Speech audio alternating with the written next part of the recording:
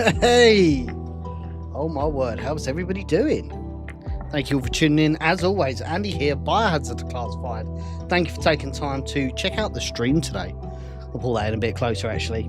Man, it's been a hot minute since we were live. I mean, it's been absolutely busy as hell here at Biohazard HQ. Oh my word. Since the announcement of Original Sin Prelude to Biohazard, it's not stopped.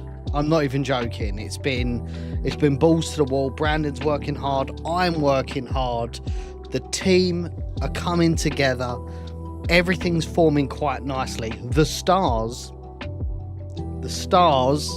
are aligning. I appreciate everybody taking the opportunity to check our stream out today. It is always appreciated making time for us today. We're going to be playing Resident Evil 1, the remake this time, and we're answering the all-important question, which is, we've heard the rumours, we've seen Dusk Golem. That was kind of a funny story, actually. So I was told about a Resident Evil 1 remake maybe like 18 months ago, and people will be able to like fact check this, but I'm sure it was around 18 months ago. And Dusk come out and said, no, it's not legitimate. Sorry, this is really pissing me off. 2 seconds.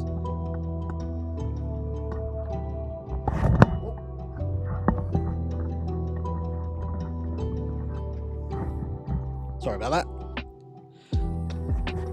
Yeah, so Dusk basically said it's not legitimate. There's no truth, etc. And not even like later, he might be going back on his word a little. Actually, what I was told is correct. Sorry, this is really frustrating. Let me sort this out. There you go. Yeah, so apparently, just make that just a tad that way. Lovely. Yeah, so apparently, there is truth to it, and it is happening. So, follow Biohazard Declassified for more insider news, I guess. That was kind of funny. But yes, so we're hearing about that it's going to be a thing. This Resident Evil 1 remake is going to be a thing. A remake on the RE engine. Does it make sense? Probably. Should it make sense? I don't think so. I think what we're going to be playing today is possibly the best example of a remake. Not just in the Resident Evil space, but like the datum, the template of how to do a remake, build on that original idea, but make it a little bit different, that it keeps you on your toes and it's not one-to-one. And it expands the lore, expands this, expands that. It's really, really good. In all fairness to Dusk is a very, very reliable insider, I would suggest.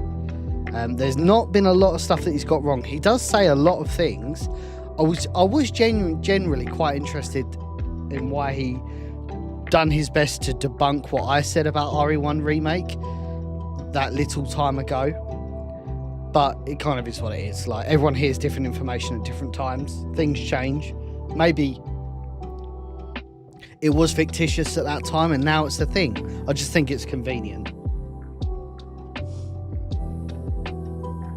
We have already got quite a considerable amount of support already. Thank you very much, Johnny, coming in for the membership for the 4th month in a row. That is always appreciated. Thank you very much, brother. And we got Joker over on Twitch. He actually cut my hair earlier. Thank you very much. Thank you very much, Ryan, for that tier 1 sub for the 5th month in a row. Amazing, absolutely fantastic. Thank you for joining us on this amazing journey. We're not just doing streams right now, gang. We're working on our own Resident Evil 1 prequel film. And if you guys have heard about Original Sin, let everybody know in the chat for people that haven't. Are you hyped for it? What are you looking forward to? Just let the people know, man. Let the people know.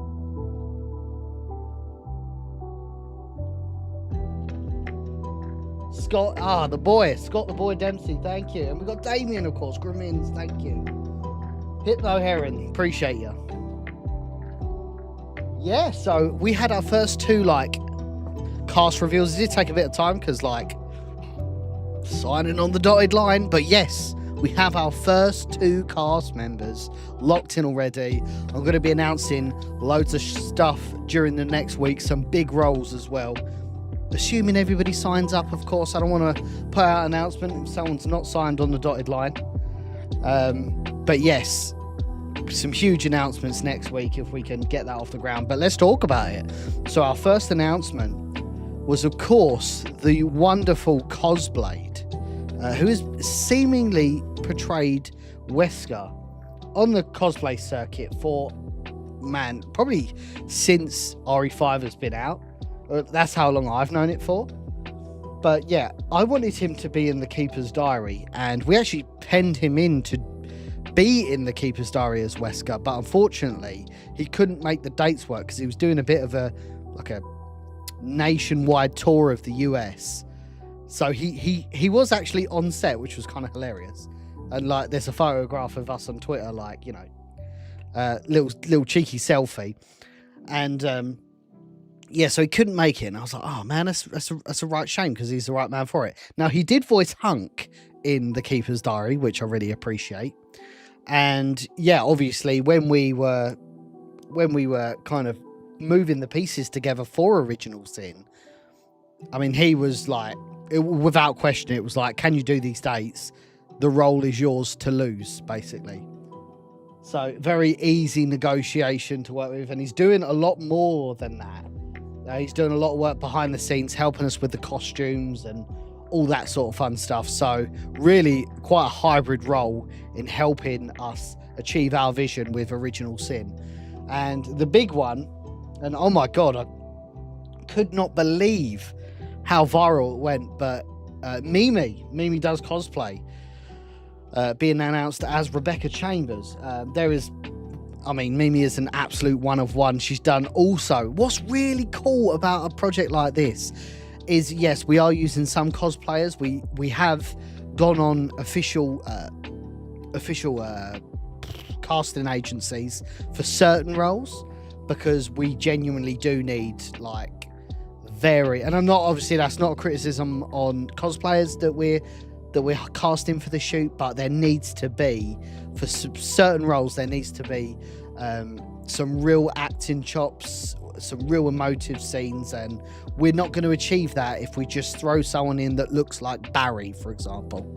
It needs to be someone that has an acting pedigree, and that's the only way we're going to tell a convincing story in the space.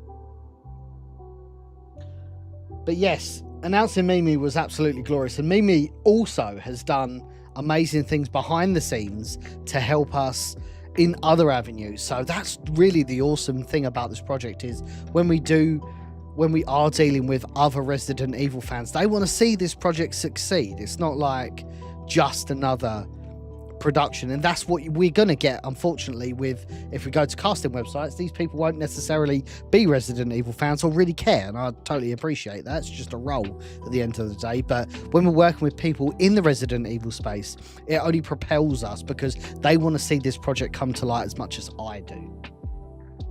But yeah, Mimi is the absolute perfect Rebecca, and it's not like there has to be a prerequisite, at least, that they kind of have to, because I feel like all the official Resident Evil films have got this wrong. There has to be a prerequisite that the characters do have to look like the actors do have to look like the characters. Otherwise, what's the point?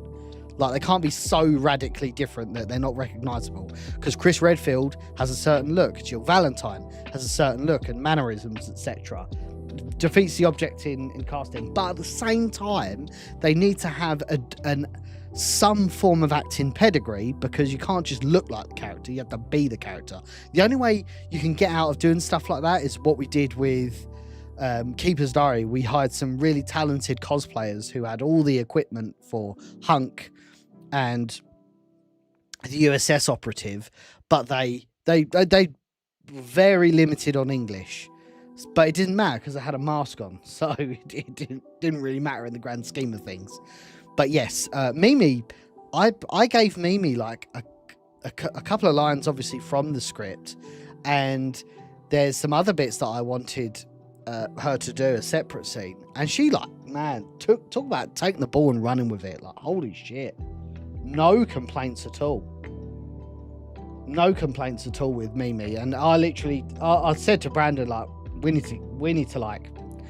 to agree terms now. Like, we need to get this sorted tonight, because we can't, like, this is a really important person to get aboard.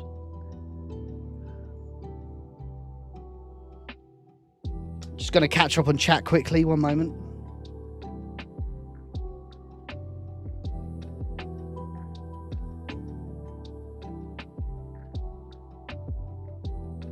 Yeah, so I mean, we're not gonna do anything too outside of the loop with Original Sin, with what we did with Resurrection in terms of perks. I think I keep changing my mind on signed things, but I think we will have a signed offering, whether that's posters or 8x10, something. We will have something for sure. Blu-rays, I think, is going to be a really good perk. Because it was actually the top selling perk on Resurrection, a Blu-ray. I think people definitely want to have something like this in their possession. So we will be doing the same for Original Sin. I might even take it a step further. I've mentioned it on stream previously, but I might take it a step further and actually have a VHS of Original Sin. I think that would be a fun little thing to do.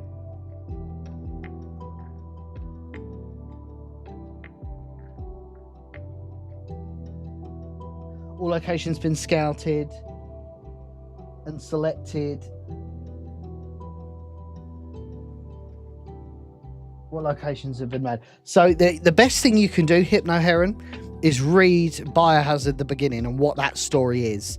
And I would say we are probably like 80% in scouting all of the locations and agreeing to all of the locations, which has been, I can't stress to you how important Brandon and Tom Rebinault have been for locations. Obviously, I don't live in Pennsylvania, so they have been like every day finding new locations, and it's been really, really good. So yeah, huge credit to them. I'd say we're about 80% of the way through. In terms of casting, do I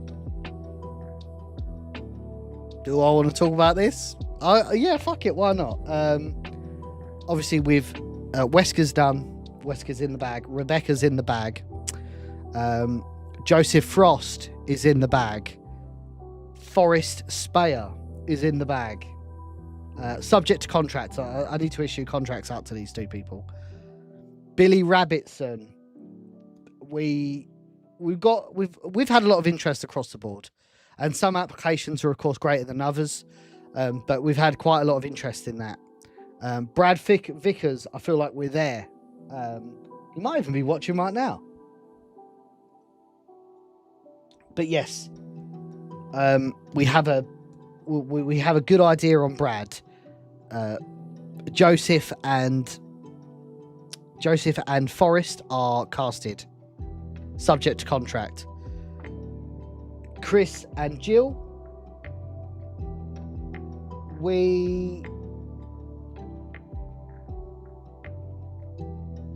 Chris and Jill, we have very good auditions for, and I will be in a position to issue a contract probably tomorrow or Tuesday. So that's pretty, yeah, we're pretty much sorted on that. The big ones at the moment is Billy Rabbitson and Mr. Johnson.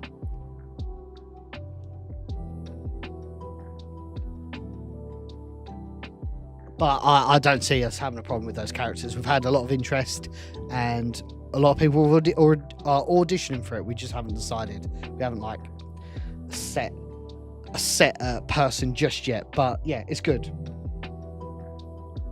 You might know him really well, Scott. You might know him really well.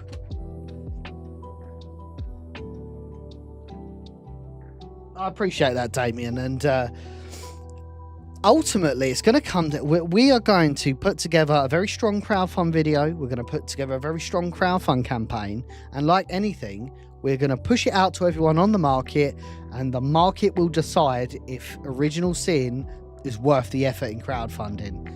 And there's nothing more beautiful than that. That is the ultimate entrepreneurial effort. Is you have an idea, you start speaking with people and think, oh, do you think this is a good idea? Do you think this is a good idea?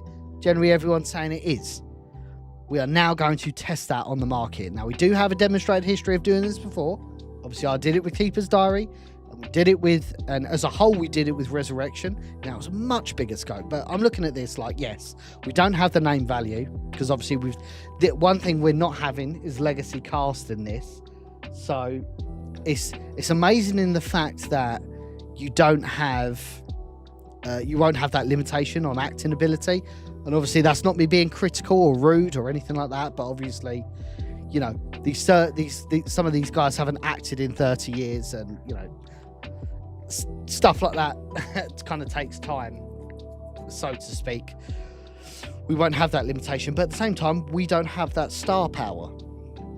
Really, what we're doing is we're leveraging my demonstrated history with Keeper's Diary and Resurrection, as well as my platform Biohazard, JJ's reputation with the Residents of Evil and always delivering high quality fan projects, and Brandon and Tom's ability with George A. Romero's Resident Evil. And I think if you watch that documentary, guys, and if you're in the US, it's literally free on YouTube. You can watch it for free. If you're in the UK, I believe you have to buy it on Amazon Prime. But it's a really good documentary, and that is a calling card for what to expect for Original Sin, because Brandon, as part of the documentary, shot some scenes that were kind of reminiscent of what would have been in the George A. Romero Resident Evil script, his RE1 script.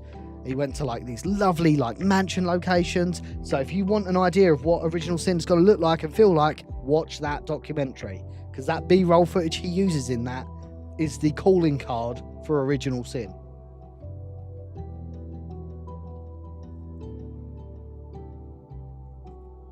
We are waiting on a few things, like there's some administration things, which I was really hoping to get this project online for June the 1st. But there's a couple of like state level administration, which we're in a process of managing, which, I mean, it kind of means it might push, but we'll see.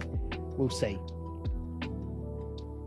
Practical effects. Yeah, so we won't have any CG in this one. This will be... I put out a post the other day, and I basically said that, and this is all verified, that the vibe of Original Sin, the aesthetic, the tone to a lesser extent, is going to be based on the 1990 Night of the Living Dead remake by Tom Savini.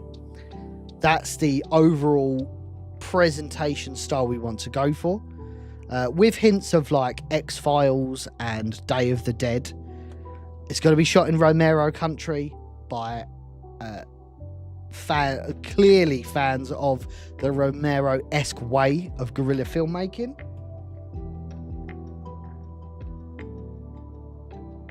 And yes, for the avoidance of doubt, everything will be practical effects. Even though I'm very grateful for what we achieved on Keeper's Diary with the Hunter. I think the Hunter was fantastic. Obviously, there's only so much you can do as an independent project with CGI. So I'd like to go back to practical effects, and I'll be sharing details on it soon, because we've got some amazing FX artists who are going to deliver some seriously high quality shit, man. I cannot stress to tell you guys.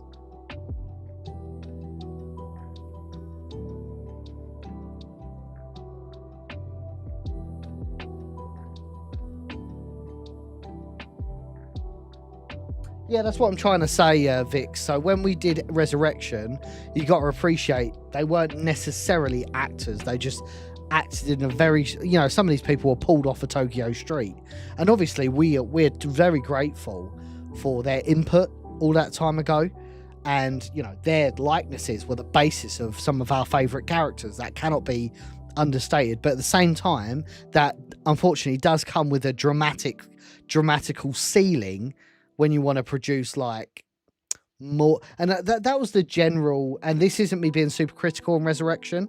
Obviously this is a completely different team that's working on Original Sin, and this isn't me being overly critical of Resurrection, but a common comment we did have was this feels a lot more B-movie because of the characters that are involved. And I put that down. Some of it, of course, is intentional, but I put that down to its limited acting ability of legacy characters. And there's nothing wrong with that. I think it worked for Resurrection.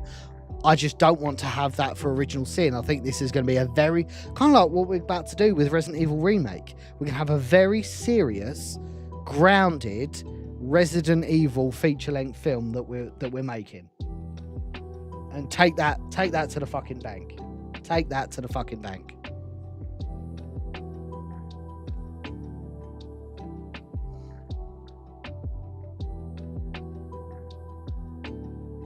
I do have Kick. I don't think I've ever actually streamed on it.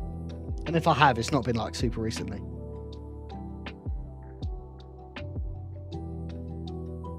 But yeah, I mean, it is apt that our main reference points for the tone of Original Sin is Night of the Living Dead and Day of the Dead.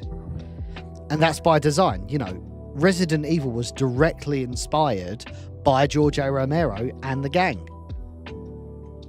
So it makes sense that we come full circle and we have a Resident Evil film that is inspired by George A. Romero, because the games were.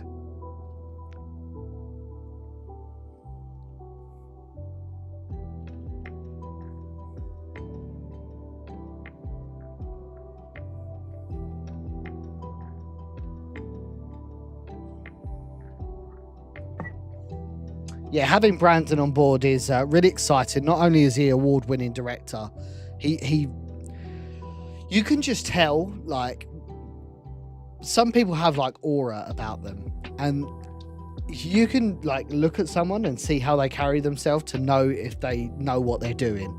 And that is certainly, like, obviously I met Brandon when we shot Keeper's Diary and when we did an interview with him for the Residents of Evil. Like, this man is an extremely talented independent filmmaker, and he is absolutely, like, I cannot stress this enough. Brandon is the man to take us to the promised land. This is like, Andrew Sorlo was the only person that could have directed The Keeper's Diary at that time, and the same with Resurrection.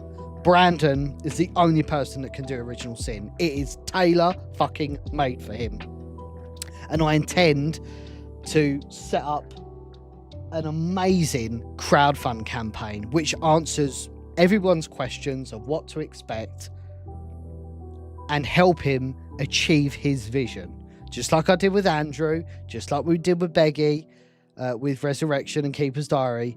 My aim right now is to make Original Sin happen, and I will do everything in my ability to make the definitive, like, this to me is going to, like, Keeper's Diary. Like, Resurrection is a bit harder because, yes, I helped with the crowdfund campaign, and ironically, I actually directed stuff on Resurrection. Like, I was the second unit director, and we shot the Pablo sequences. But, like, I didn't have the creative and commercial input that I did on the Keeper's Diary. But I'm back doing that again on Original Sin. So I like to think of Original Sin as quite literally the Keeper's Diary on steroids. Like, we're asking for double the amount of money for Keeper's Diary, but in return we are making a feature-length Resident Evil 1 film, exactly what we want to see, with a story which I think, I'm really shocked no one else has done, like a big studio hasn't done. I think it's an interesting story. It's a story that people want to see. People want to see what happens before S.T.A.R.S got into the mansion. They want to see that play out, and that's what we're going to do. It's an interesting story. There's inevitable canon obstacles that we've had to overcome. We've got the right, we're assembling the right cast. We've got the right crew behind the camera. This, as I said, this is going to be the magnum opus of Resident Evil films. And sometimes, like, it's really unfortunate, actually, that it was planned and it released at the same time as the Resident Evil Zack Kreger film trailer. Obviously, I didn't know that was going to happen, but we had to commit. We absolutely had to commit. I had, like, people that I'd reached out to which were going to talk about Original Sin at the same time as the announcement, so I could not happen, basically. So it's interesting though, because that is a very different Resident Evil film, which is clearly not canon. So we still have a gap in the market where we can make authentic Resident Evil experiences based on existing lore. And I want to see that happen, and I'm sure you guys do too. You know, Paul W.S. Anderson didn't do a great job of doing that. Johannes Roberts, I think, tried really hard, but he was very constrained by the COVID outbreak and budgets from Constantine. So he was super limited. It was more like lore, like it wasn't 100% because obviously they mixed Resident Evil 1, 2, and 3. But it was more lore focused than Paul W.S. Anderson is what I would suggest. But Kreger is obviously going in a completely different direction. It's going to be absolutely amazing. It's going to be a glorious horror film, and I really hope it succeeds. But there is still a gap in the market for our type of content, and you are fucking bet your bottom dollar that we are the right people to deliver it, and I will do my absolute best to exploit that gap in the market, let me tell you.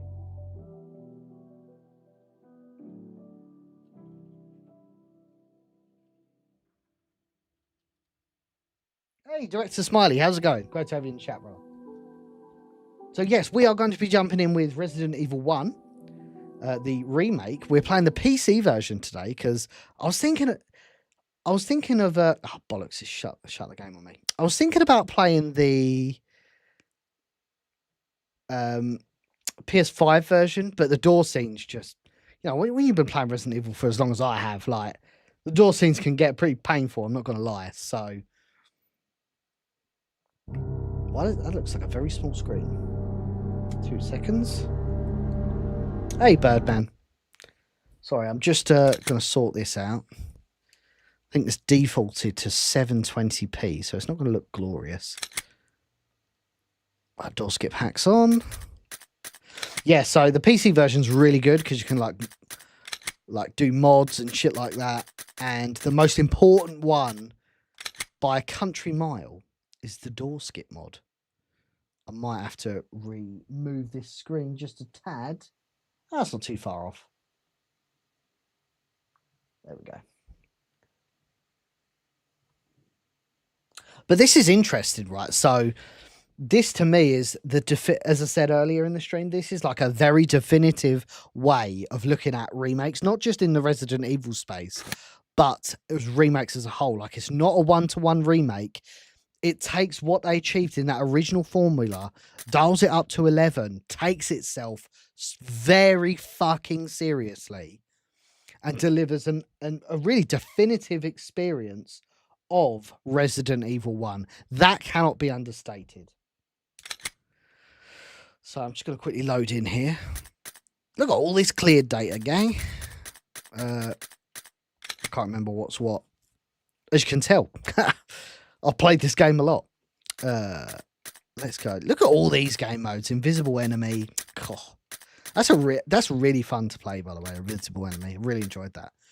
So we're just going to play it normal. Resident Evil. We're going to play it as the Jill Sandwich. We'll play. I'll tell you what. You know, we're going to be talking about original sins, so we probably should play in the original outfit. Nighttime Gaming, how are you? Welcome in, everybody. Andy here, Biohazard Declassified. We are playing Resident Evil 1 Remake. Alpha Team is flying around the forest zone, situated in northwest Raccoon City, where we are searching for the helicopter of our compatriots, Bravo Team, who disappeared during the middle of their mission. Haven't found it yet? No, not yet, Brad. Bizarre murder cases have recently occurred in Raccoon City. That's what we're doing. That's what we're doing. Reports of families being attacked by a group of about 10 people. Victims were apparently eaten. That's what we're doing, bruv. The Bravo Team was sent in to investigate, but we lost contact. Look, Chris. Bravo Team's helicopter was a derelict.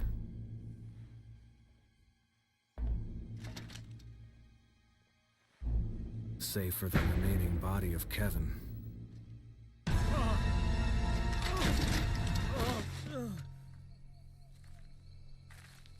We continued our search for the other members, and it turned into a nightmare.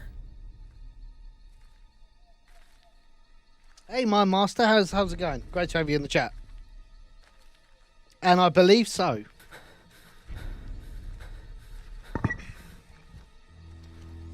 Yo, this is such a cool sequence.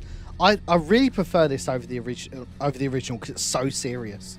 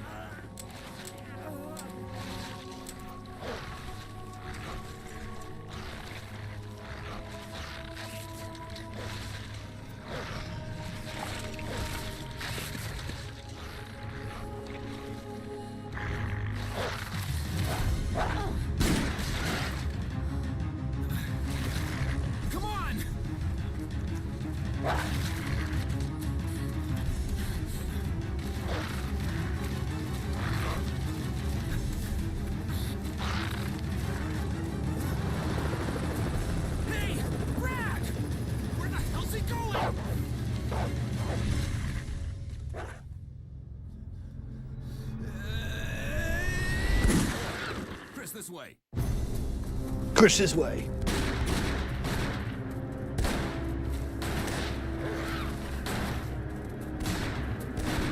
Damn it! Make for that mansion!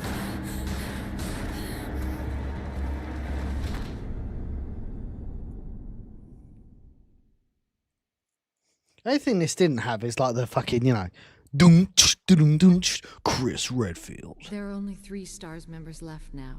Captain Wesker, Barry, and myself. We don't know where Chris is. What is this place? Not quite your ordinary house, that's for sure. Hey, Wesker, where's Chris? Jill, no. You don't want to go back out there. But we've got to find... What was that? Chris? No. Jill, go and investigate. I'm going with her. Chris and I go back a long way. All right. You two go. I'll secure this area. Stay sharp.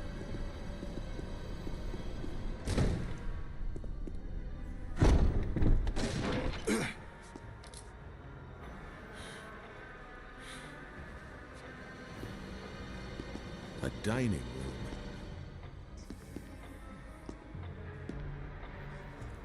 I still can't believe how good this looks. The hell? Oh, there you go. I was like, my controller's not working. Okie dokie. Right. Oh, we got this samurai edge as well. Oh, what a gun. What a gun. Man, look at this game. This game is from 2002. Yes, we're playing the remastered version, but the backgrounds are still the same. I know the model has had a slight increase in polygons, so that looks a little bit better. But for all intents and purposes, like, this is a 2002 game. It looks unbelievable. But is there room to have an RE Engine Resident Evil 1 remake?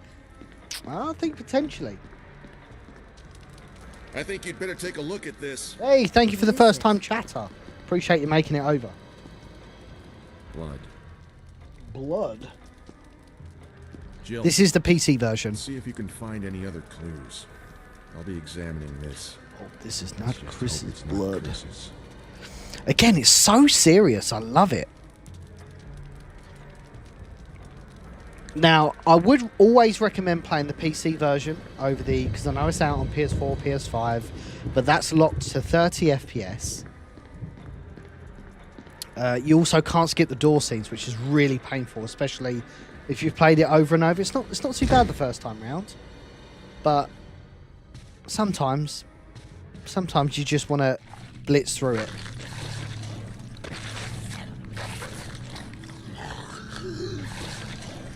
Yeah, I desperately want a Code Veronica X door skip mod. Nighttime Gaming, thank you. Thank you everyone for tuning in. Hope you've all had a good week. Is this him running in? Hang on. Oh, it doesn't need to do it. Is this running at 30 FPS? I think I might have to save it and jump back in it. So we do have the Samurai Edge. Barry! What is it? Look out! It's a monster! Which is absolutely glorious. Let me take care of it.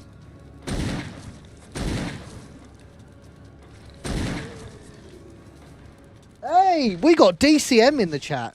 Dwayne, who is What going to be the the hell is this composer thing? for Original I found Sin. Kenneth killed by this. How the fuck are you, brother? And what are you hoping to do in Original Sin? You know, you've read the synopsis.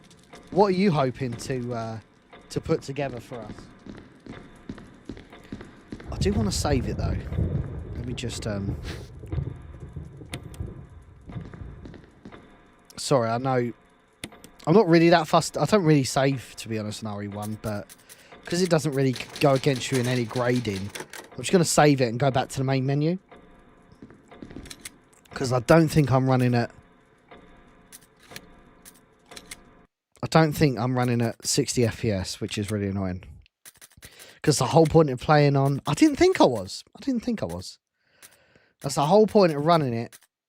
Oh, let's do that. It's going to look glorious now. Okie dokie. Let's try this again. I was like, man, that doesn't feel like 60 FPS. Because that's a real selling point playing PC version. It's the only version of RE1 that runs at 60 frames a second. Oh boy, there we go. Cool, that feels so much smoother. It's like a different game.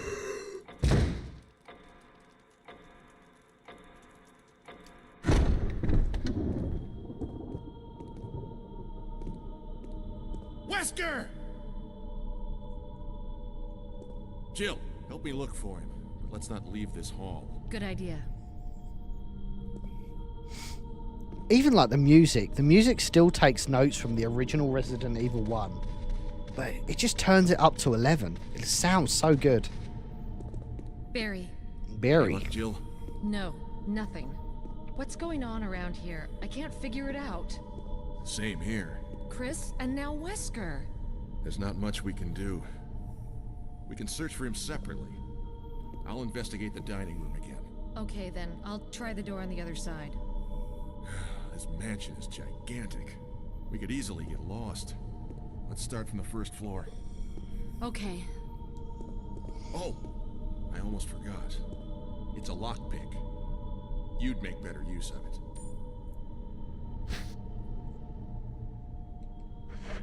Thanks. I may need it. Listen, if something happens, let's meet up in this hall. This time I'll Got it? be there. Okay.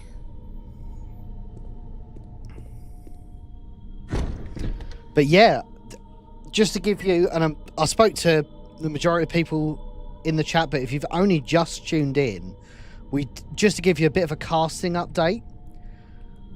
A casting update for everything we're doing for Original Sin. Wesker, casted, announced. Cosblade, the best in the business. Rebecca Chambers, casted, announced.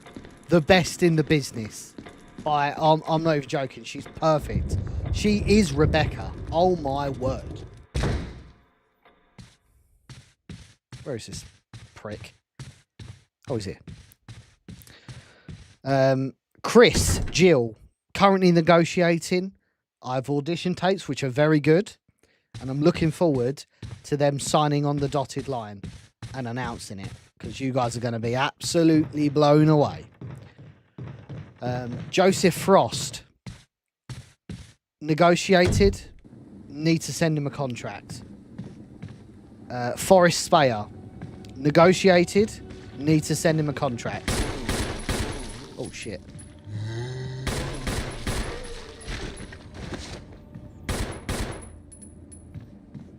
Brian Irons.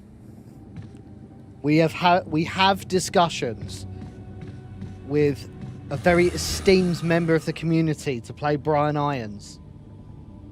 And we are hoping that they say yes. But they haven't yet. We're still negotiating, but I'm hoping in time we can get that confirmed. I don't really care about the Crimson Heads on this one because I've got loads of stuff. Oh, let me grab that. Kitsu, how are you? Thank you. That rhymed. Yeah, dude.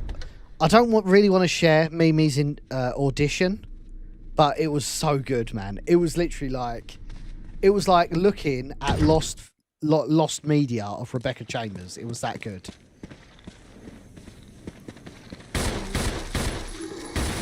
Oh, good night, sweet prince. Like, that's been one person of all the projects that I've casted. That's one person. Oh shit, Mimi's in the chat. Let's stop talking about it. Mimi, it was an awful performance. There's so much that we need to talk about. You've got to improve on this, and this. Oh, just, you know, it's good, but it could be better.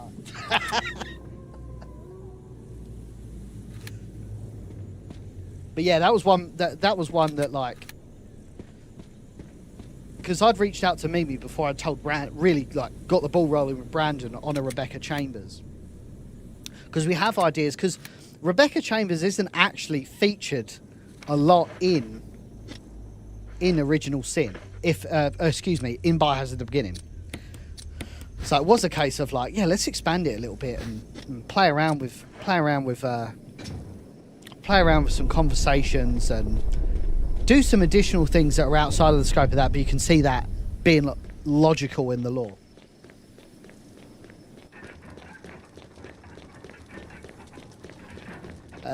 And yeah, it was kind of like I fired it over to Mimi, and I was like, yeah, man, have you thought about a Rebecca Chambers?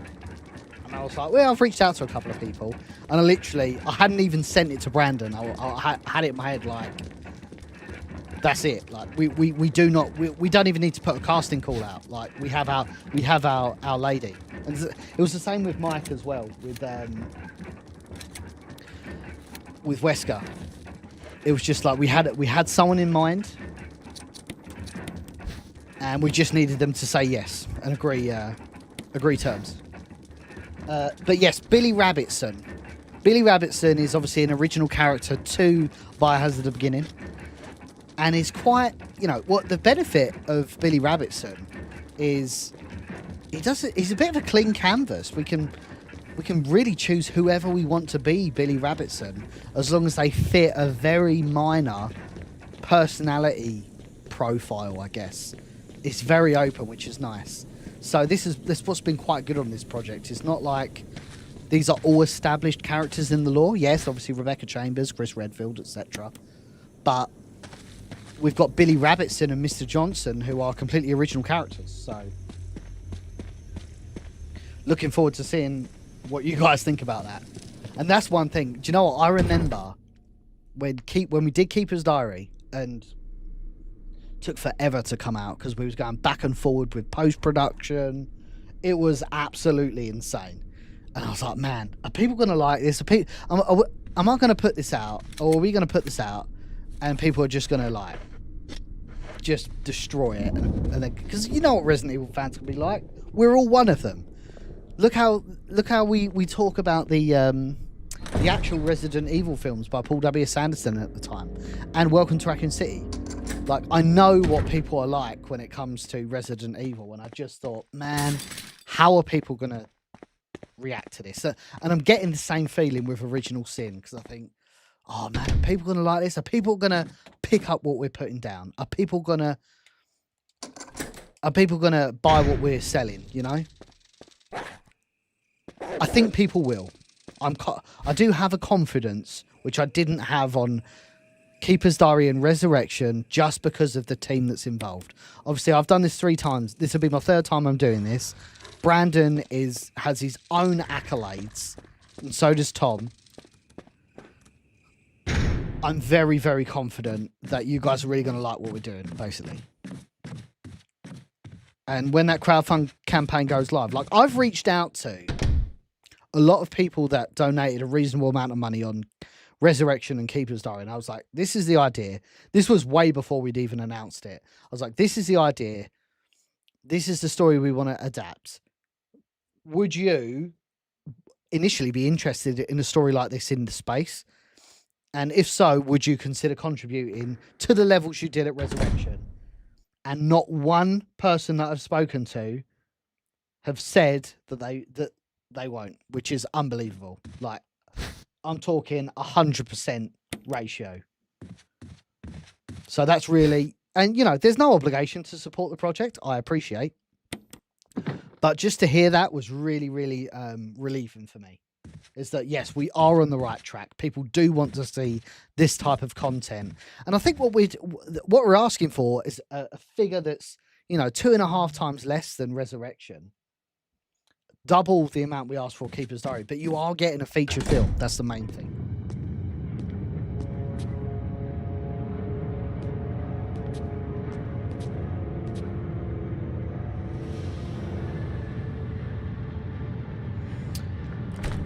Are you on your flight over here, Mimi? Oh God, what did I do now? I forgot you was coming over here.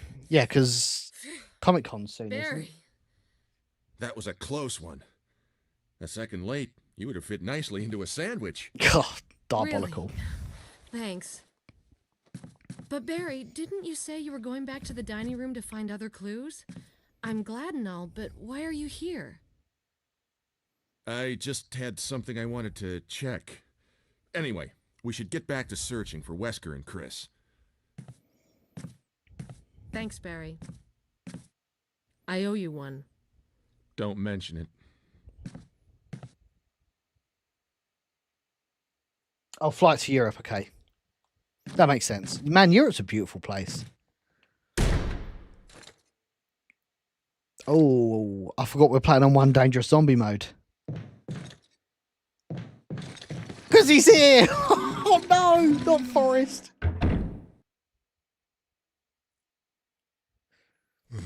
Oh. Oh. Sometimes you've got to hit him with that. Oh. Now, you have to be careful because you can get chinned by Forest, or you might use your auto aim because you think it's a normal zombie in the distance, but it's not.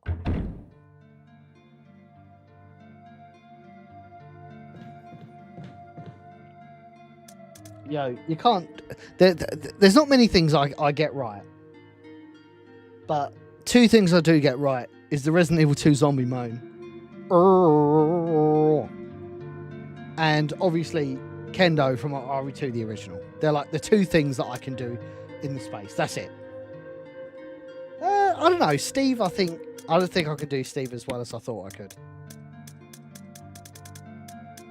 I said I was sorry. No.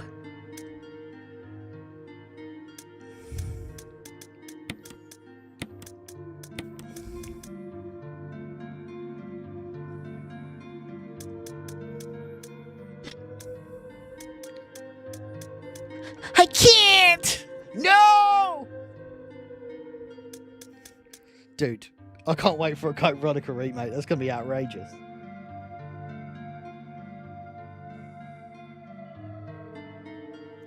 Like, I don't know. I think maybe they'll use like the Dark Side Chronicles type delivery, because I do forget that Code Veronica has kind of been pseudo remade for the Wii under Dark Side Chronicles. Doom, doom, doo, doo, doo, doo.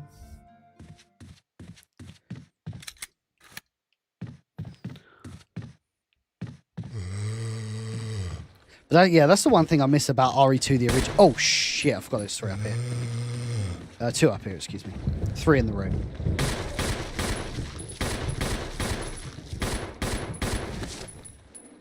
Oh, you motherfucker. Oh, he's quick. Oh, he's vomiting everywhere.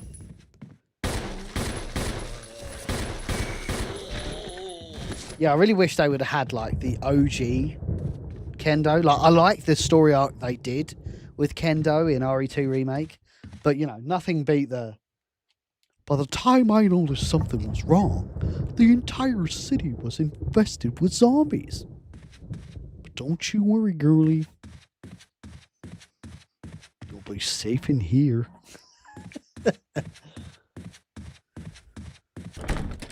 Oh, yeah. Oh, man. Do you know what? I've been playing RE1, the original, a lot, and I sometimes like lose my bearings a little bit.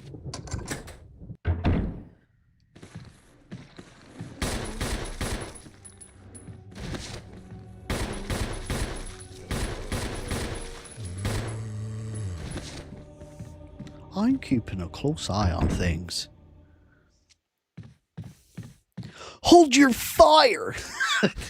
Dude, I actually love Paul Haddad's delivery of that line where he's like, hold your fire! I'm a human!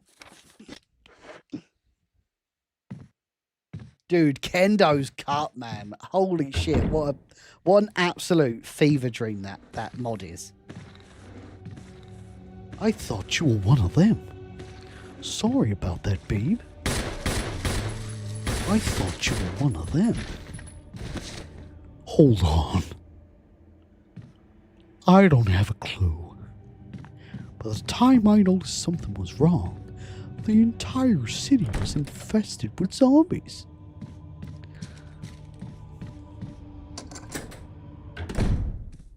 Barry immediately points Jill, a magnum right Any at her. good news? No, give me your acid rounds. What about... Thanks, G. Man, the door skip mod is a game changer. Especially... Ah, man, I need the armor key. Let's stop messing around. Oh.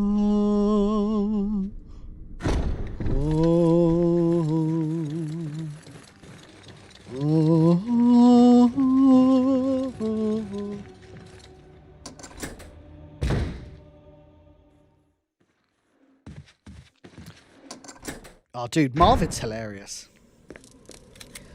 Who are you? Oh, you must be the new guy. Leon.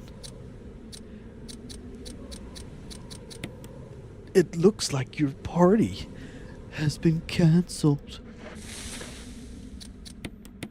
Chris, Jill, and the others discovered that Umbrella was behind everything.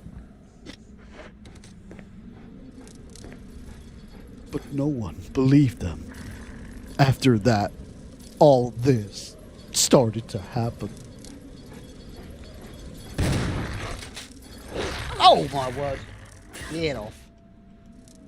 Oh. Shotgun's not too good in this game. I need the assault shotgun for sure.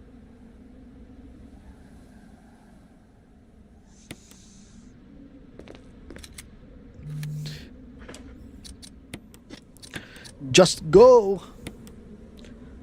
Fine, but I'm coming back for you. Just hold on.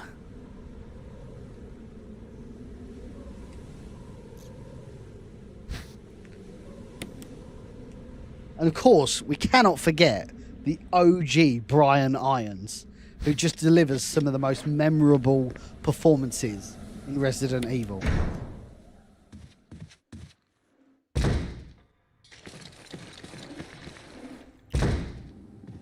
Just like all the others. Everyone's gonna die.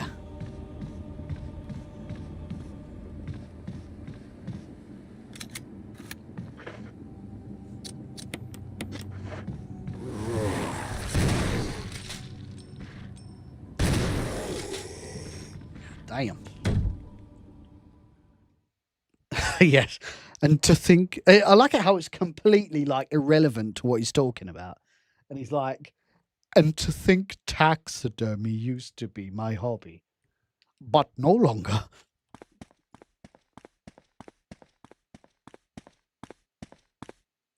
No worries, Mimi. We'll catch up soon, I'm sure. Really appreciate all your help so far, by the way. And yeah, we're edging closer. We're edging closer. I remember it's a terrible audition and you must do better. Have a safe flight.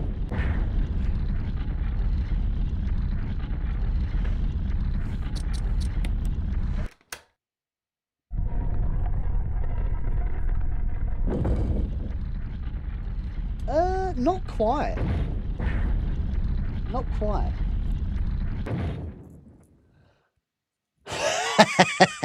How many parts am I playing with that voiceover reel? All of them. You're just going to see me. I'm just going to be like I'm going to be in every single scene as like an extra. No, ironically, I've spent so much time, and I also acknowledge my efforts are always better behind the camera. But I've not actually considered myself in appearing in Original Sin.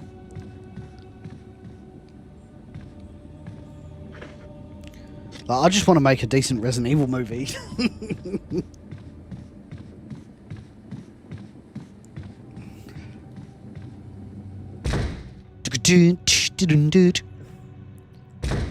Now, Brandon actually was like, Brandon said, why don't you play Brad?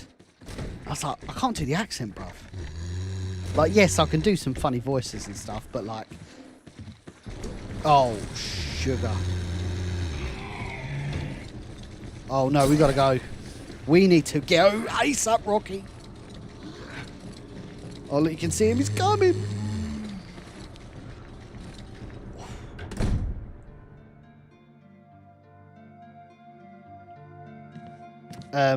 But yes, so Brandon was like, why don't you be Brad? Like, you have the hairline, you look like Brad, you can pull it off. And I was like, I mean, I'd rather like just do a bit of producing. Like, if I'm going to do anything, it will be like an extra. Like, it'll be an RPD officer, or it'll be like a it'll be a zombie or something like that.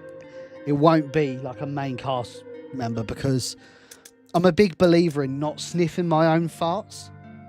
So like, I want to. There are other people that can better articulate Brad Vickers than me, and other characters, you know. And not only that, it's like, it's the opportunity for somebody else. Like, I've already got the opportunity of, you know, if we successfully crowdfund, of delivering a Resident Evil film. That's my magnum opus. I get a lot of satisfaction out of that. But, you know, other people should also have the ability. I've just reloaded that, I didn't mean to. Other people should have the ability to also have, you know, their moment, their opportunity.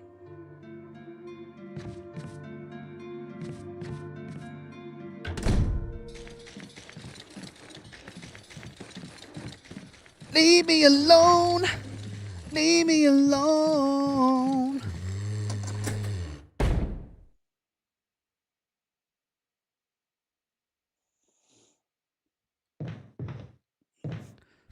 Just stop dogging me around.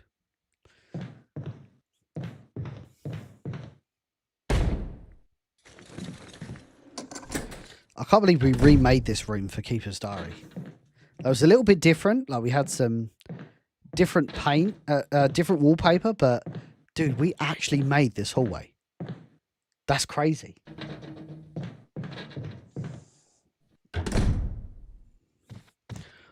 And we remade this room, obviously. The Keeper's Diary. Oh no, it's Charlie Krasnowski! What are you doing?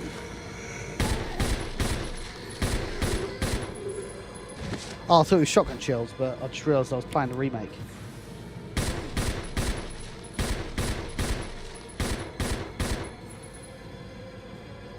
I'm assuming. I'm assuming, Angelus, you're talking about the actual Blu-ray. So I had a test copy sent to me. Obviously, it was sent from the US, so it like took forever to get here, and I literally got this like last week or something. So, oh shit. Few bits wrong with it. I think the Keeper's Diary didn't have audio, which was really annoying. So they've sent me out a Blu-ray that's like it's just like a handwritten Blu-ray, like like back in the day when you had like CDs that you had and they were just like written on with a marker. So yes, we've got a final print of it. I'm very happy with it. I think it's going to work. And Beggy is just literally liaising with them to get the North American Blu-rays shipped out. We're just waiting for them to give us final figures on it. But I wouldn't have thought, another month it should all be sorted.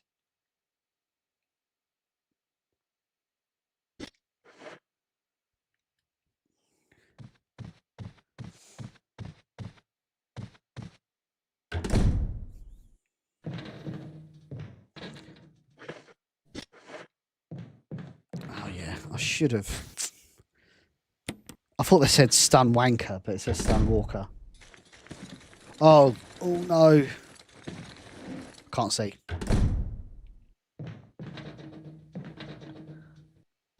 Hey, we've got Brand Dawn of the Dead in the chat. Our esteemed and fearless leader and director of Original Sin, Prelude to Biohazard, Brandon Salisbury in the chat.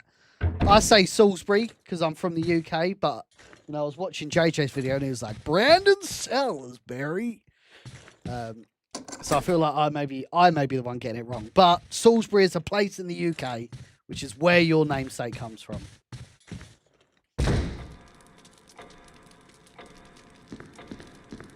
So yeah, we've been shooting the shit. Mimi popped by earlier.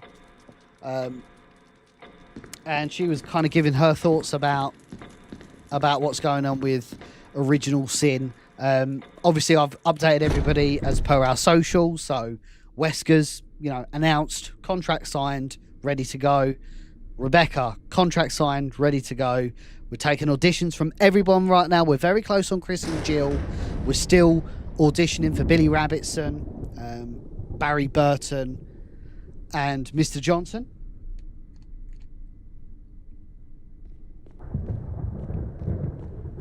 And yeah, it's moving well. The locations, we've there or thereabouts with locations, a couple more negotiations to be had, but we feel like we've got a real good handle on the locations. Obviously, the crew, can't speak highly of the crew. Everyone's in the right places. So that is the current and most up to date update about Original Sin. Obviously, Brandon, feel free to bestow us with your comments if you want to add anything. You call fries chips, so that's understandable. That is also very racist. They are chips. Hey, Retro Mint Man with the $10 super chat. RE1 remake must happen for the only reason, and one reason why Capcom can finally give us God Emperor Mad Titan Kenneth Sullivan taking his rightful place in the main story. Yeah, so interestingly enough, like the Bravo team, even though the whole mission kind of focuses around them. Oh yeah, I don't need that. Even though the entire mission really focuses around them, they don't get a ton of like screen time and backstory.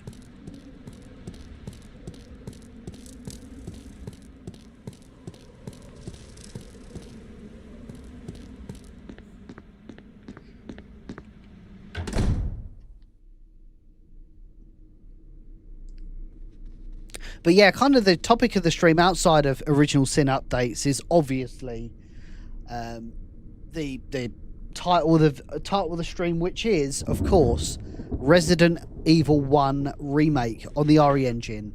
Is it justifiable in 2026? I think it is. I don't think it's absolutely necessary, but it will benefit the portfolio of Resident Evil remade games. What that looks like, though, is to be seen. Well, we still have the armor key. Why do we have the armor key? What do we need to do? We need to go and push this. Ugh. Excuse me. Yeah, man, like, the DS version of Resident Evil 1 has a very interesting co-op mode, which not a lot of people know about. It's really fucking weird, but it's really fun. Yes, oh yes.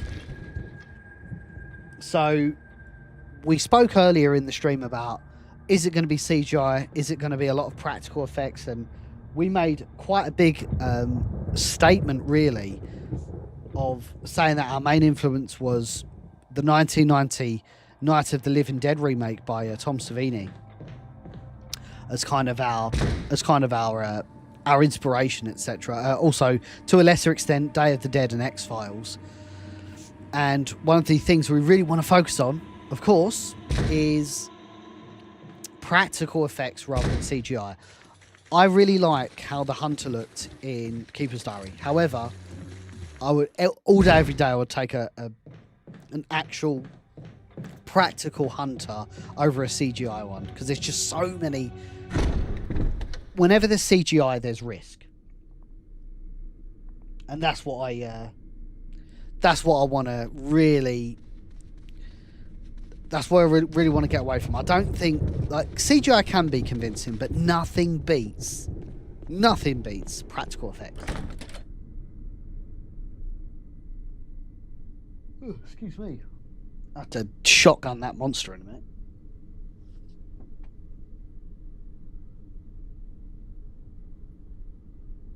But yes, as Brandon's put in the chat, we have an FX artist starting work on the monsters. Announcement should be coming, but he trained under legendary Tom Savini. So if you don't know who Tom Savini was, or is, he's still among the living. I know he does a lot of Living Dead stuff, but he's still among the living. Legendary FX artist. Dawn of the Dead, Day of the Dead, Night of the Living Dead remake. Like, this man has a toilet roll length of credited roles and inspirations, and continues to be really like a pillar in the FX community.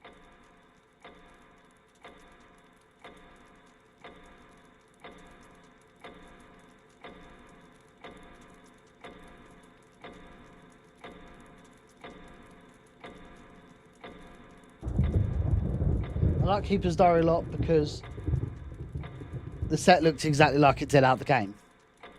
Must have been fun walking around. And again, do you know why the set looked so good? Because it was practical. It was actually... I mean, Brandon was there. Brandon actually... When we shot... Because we shot Brandon's interview on the Keeper's Diary set.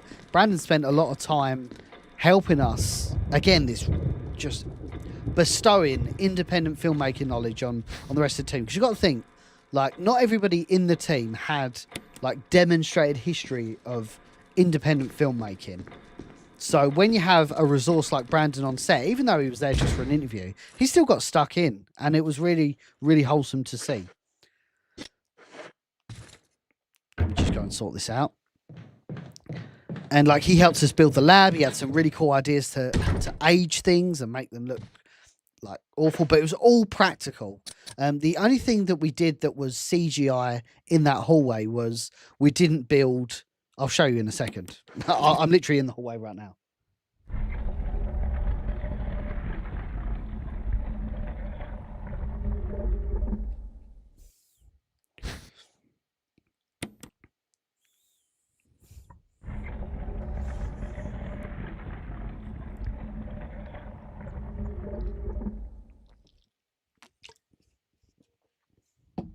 Yummy.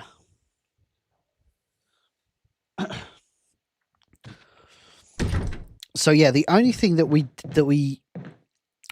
didn't do, and we CGI'd it, was actually this door. So this whole hallway here was CGI, because we'd had to have built another hallway and windows and shit. Would have taken ages. We was already so far behind on set schedule as well. So yeah, I was very happy with how the Keeper's Diary looked. I think it told a very interesting and worthwhile story, meaningful story. And there's things I would change about it. Like, obviously, I wasn't a director, so like, there's only so much you can have creative, like, input creatively as a producer that can be implemented that doesn't Oh, sorry, I just realised my camera's turned off. Sorry about that, gang. It might be. Let me open this door. It might be overheating.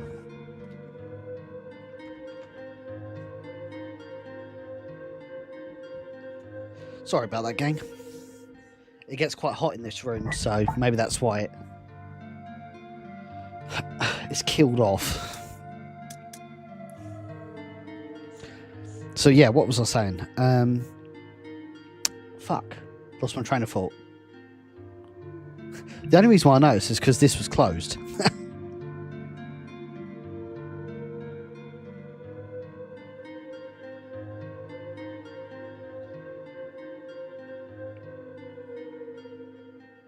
One thing I will say about Original Sin is we are going to have some worthwhile stretch goals. I didn't really... There we go, it's better.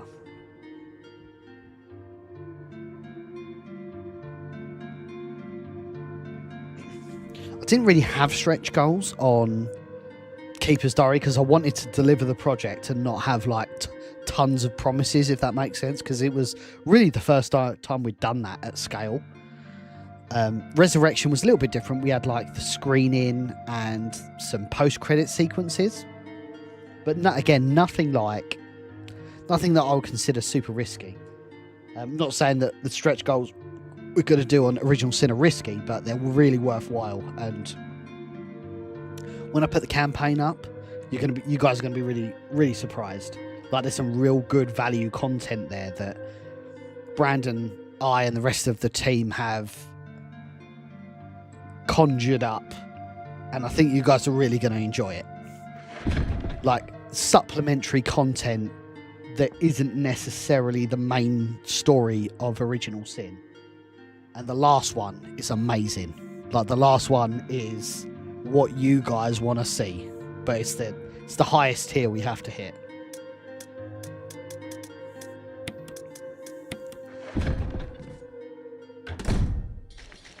I can hear Forrest running around. Is he downstairs now? Ooh.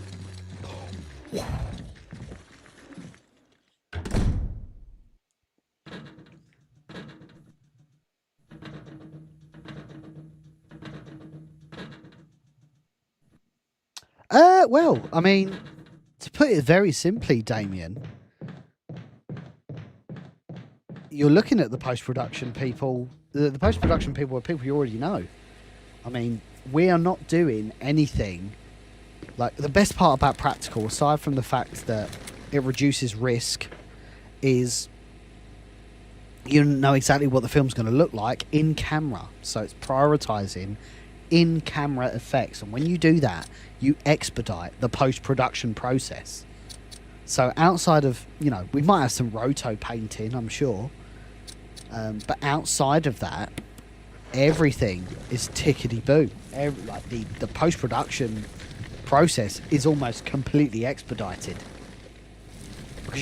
because the only thing you have to do is color grade, of course. Right, red.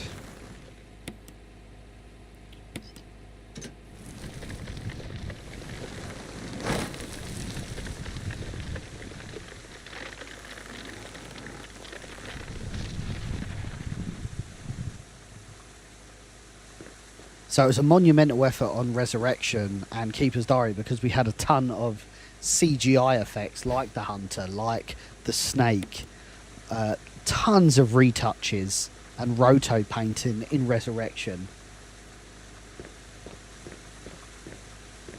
But we didn't have that.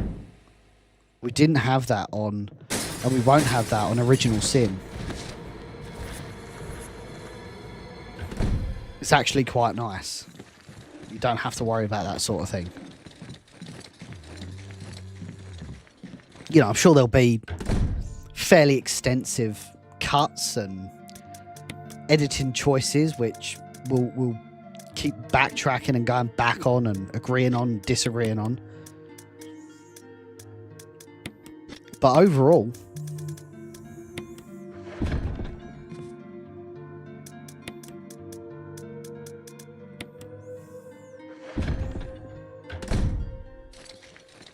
hey Gary, how are you? Great to have you in the chat, brother. Oh, you motherfucker. Oh, it's bad news brown, that is. Oh, no, it's alright. We're in yellow.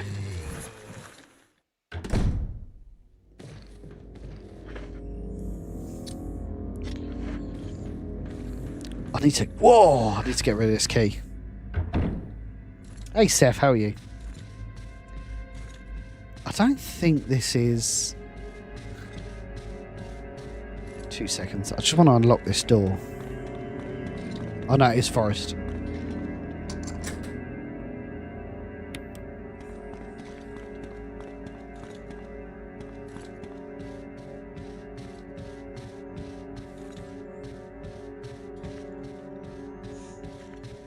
Oh, that's amazing, Retro Mint Man. That's a really special documentary. I was actually watching it again the other day and I was just blown away.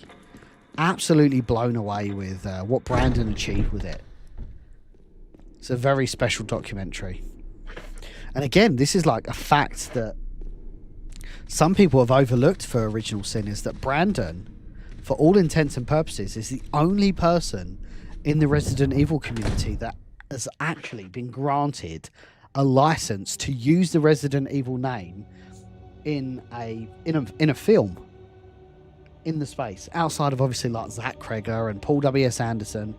Like, you know, Brandon applied directly with Capcom for a limited license to use the Resident Evil name for his documentary and was granted it.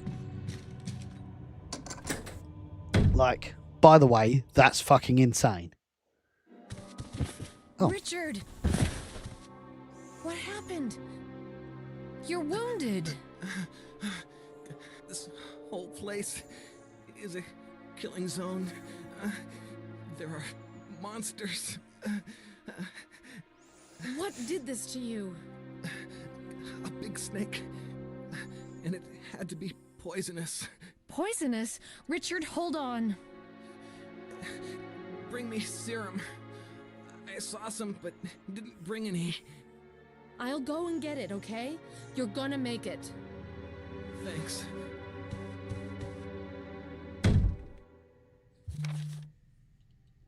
I've still not checked out Requiem's minigame yet. I've heard good things though.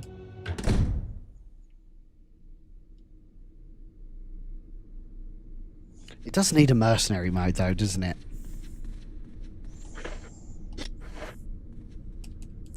Go get his serum.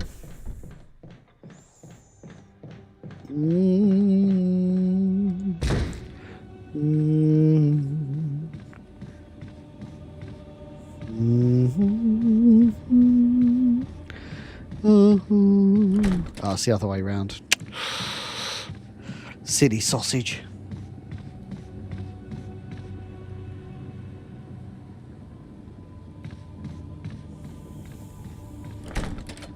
Fuck.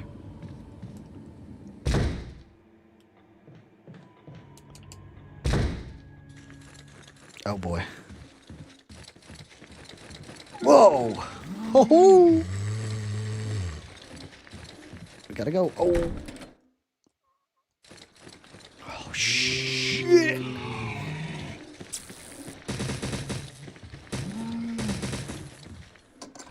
Oh, man.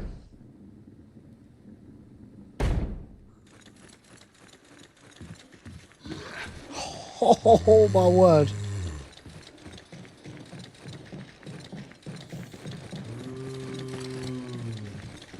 Oh, he's a quick boy, isn't he? That's cool because now I've got a bit of a shortcut.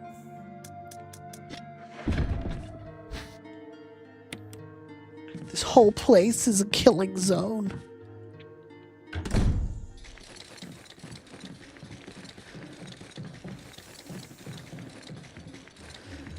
Oh.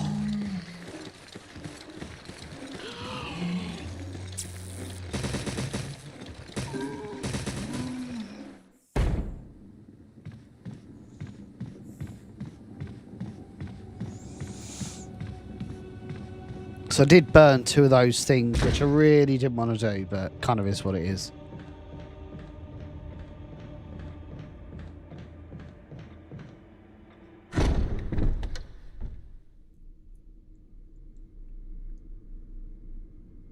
Yeah, I must admit, me and my wife watched Weapons, and we was like blown away with that. Like, Weapons is really fucking good.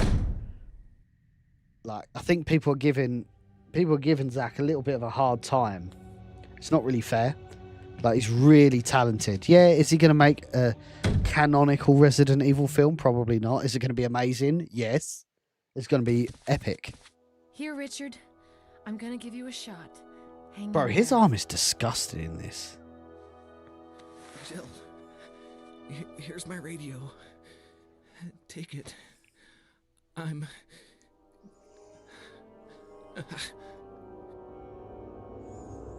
Does it ever not hurt?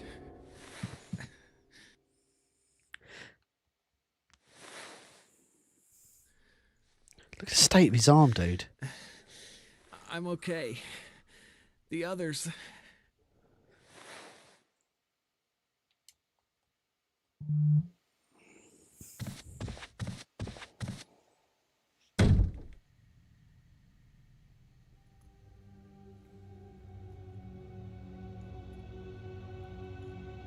Yeah, like if you watch Barbarian, there's definitely like a Resident Evil vibe to it. Oh fuck, I can't remember how to do this. I think it's like this one. This one.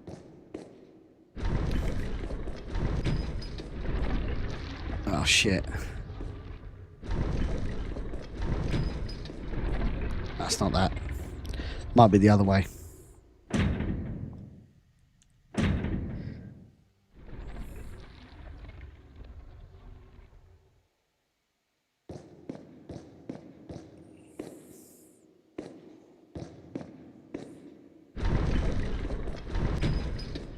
think it might be this one, and then the bottom left-hand corner. Maybe that's wrong as well.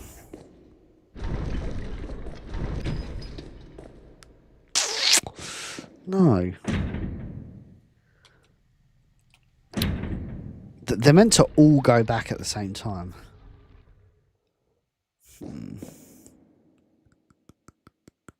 I thought it was this, and then this.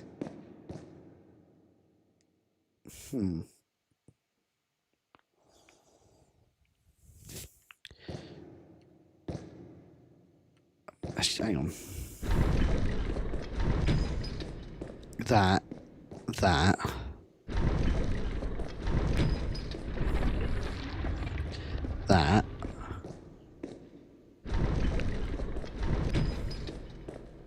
Then that. Yes. Lovely. That's the one.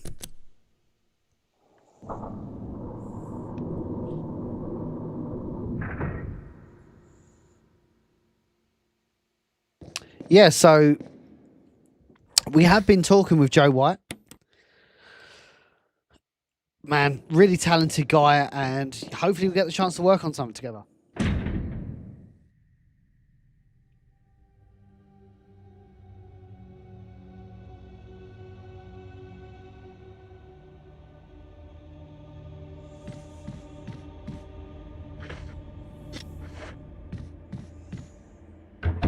Let's try this one. Oh, that's a naughty boy.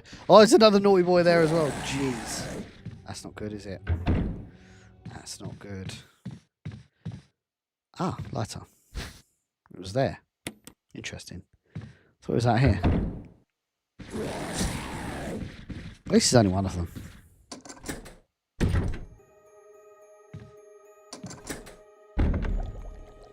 Barry!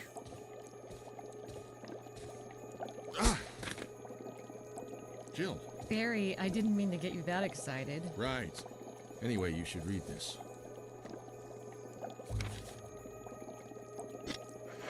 What do you make of it? Well, I guess we were right about this mansion being quite unnatural. You have a way with understatements. Where's the part that's torn off? Well, my only guess is that it was the most important part and somebody didn't want anyone to see it. Let's continue our investigation.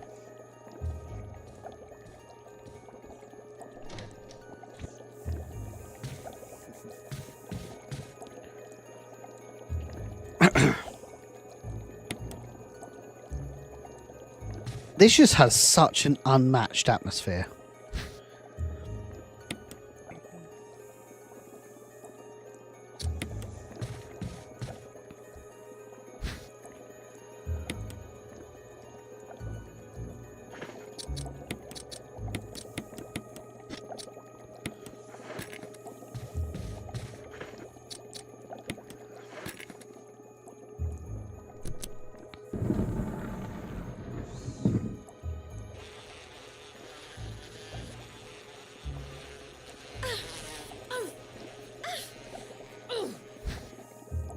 Gotta go.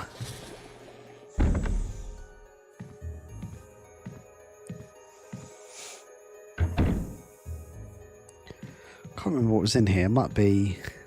What's here? Is it shotgun shells? Oh well, we'll take it.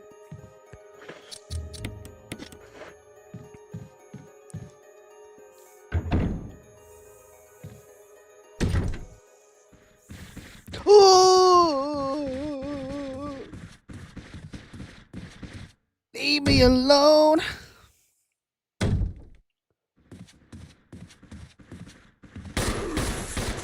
Oh, done it. Oh, of course we have. Lovely.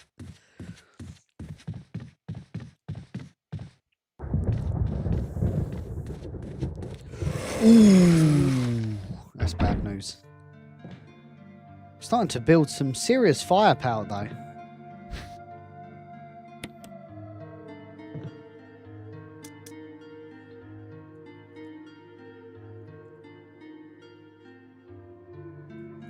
Yeah, like an RE1 remake needs to have Crimson Heads. They were such a substantial addition to Resident Evil 1, and I'm surprised they never got used in Resident Evil lore again. I think Operation Raccoon City might have had Crimson Heads. But like outside of that, it's been pretty shit, and that's really unfortunate. Really, really fucking unfortunate. I've got the lighter of lighter. We do need... We've still got shitloads to do, bro.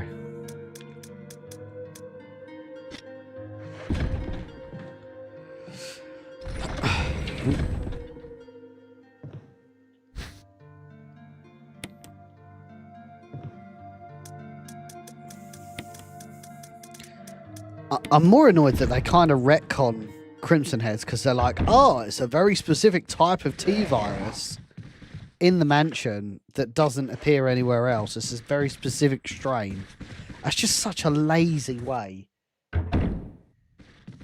of not including Crimson Heads because they are so terrifying. I love the fact that it puts you on edge. It's like, oh. Like, you have to, you know, it goes back to like Romero rules, doesn't it, really? You know, decapitate the brain. Wanker.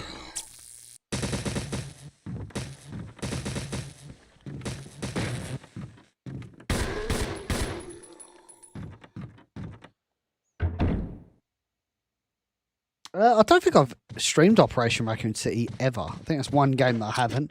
Because one, it's not actually that fun a game to play by yourself. And two, I think the only platform I got it on is PS3. So, and it's not a great port. Whoa! Oh! Oh! Oh! Oh no!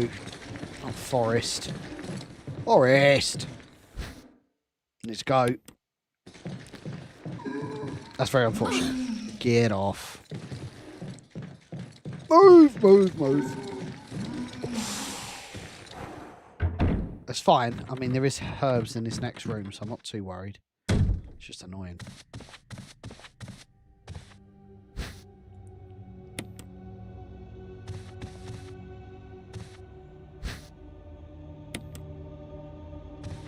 Hunters in the forest would be fucking terrifying.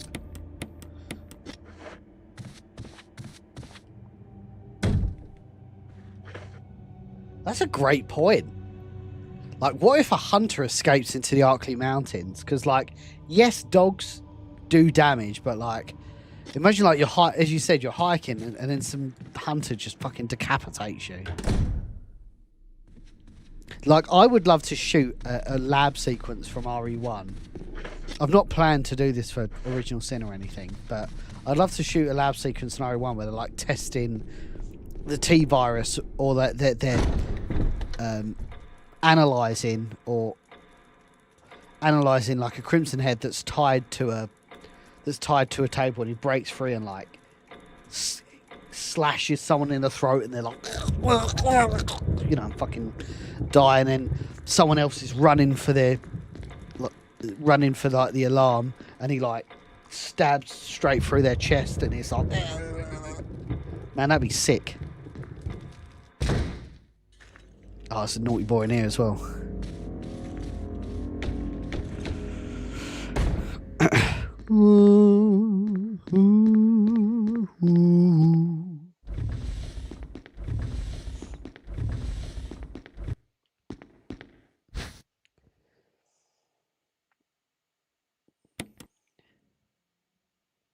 By the way, thank you for everybody tuning in. Certainly appreciated.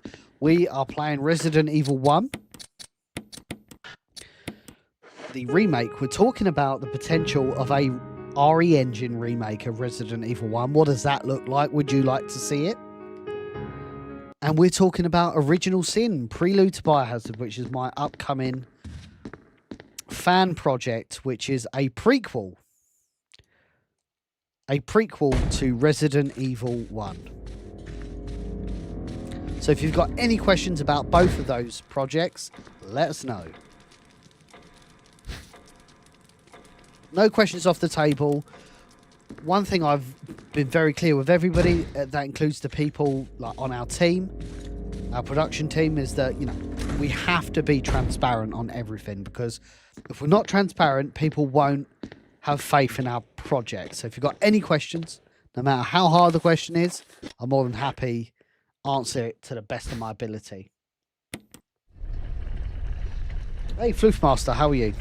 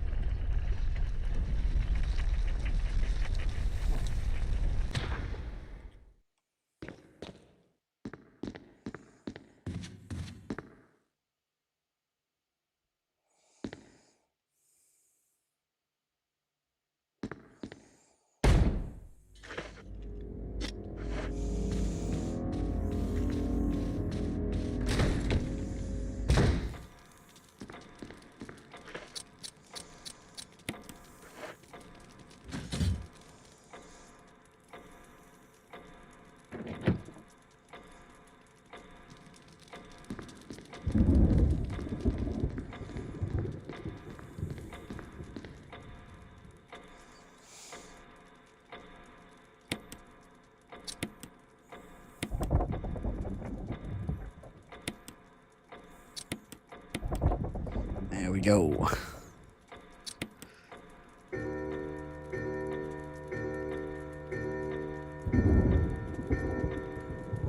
I actually quite enjoy the snake in this one. It's not overly onerous, to be honest. And you get the assault shotgun, which is a pretty good shotgun.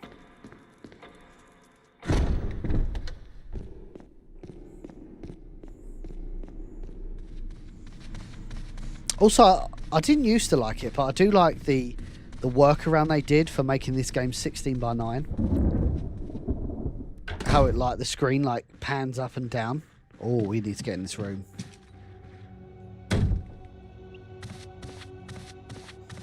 Like, I really used to hate it, but actually I quite like it. I'd love if they did it to the original RE2 and RE3, so you can play those games natively in 16:9.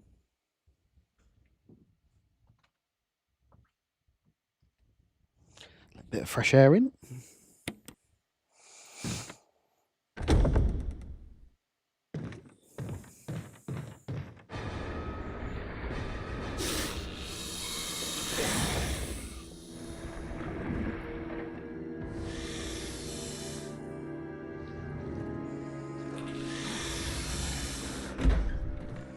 Payback time.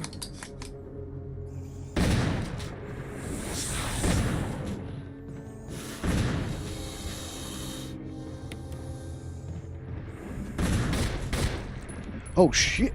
Oh.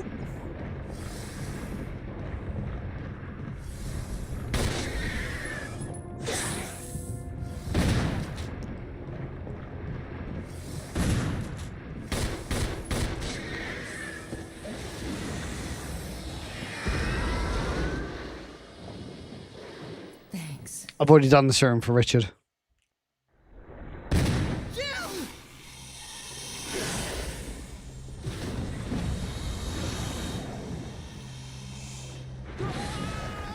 Richard! Swallows him whole.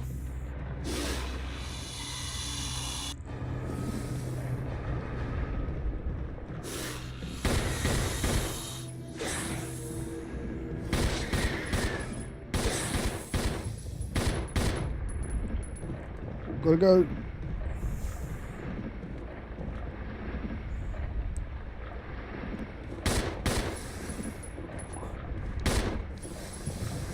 What's he doing? Oh, he's going. Yes, I really enjoy Yawn in RE1. This one, like the original, was a pain in the arse. He gets you glitched and all sorts, and you generally can do it no damage as well, which is nice. But that doesn't matter. RIP Richard, of course, but we did get his assault shotgun, which is brutal. Well, clearly not brutal enough.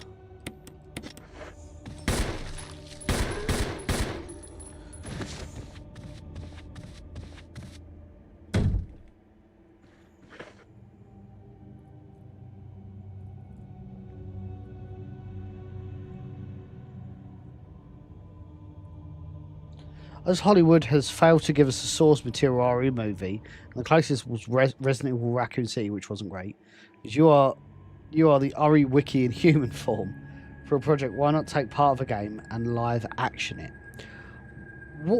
What are you trying to? What question are you trying to ask? Are you trying to say why don't we apply for the rights? Constant. If that's your question, and if not, obviously just let me know and I'll re-answer it. But obviously, Constantine Film own the rights. So it's always going to be difficult to take on... Oh, I missed! No way. It's always going to be hard to compete with something like that, but...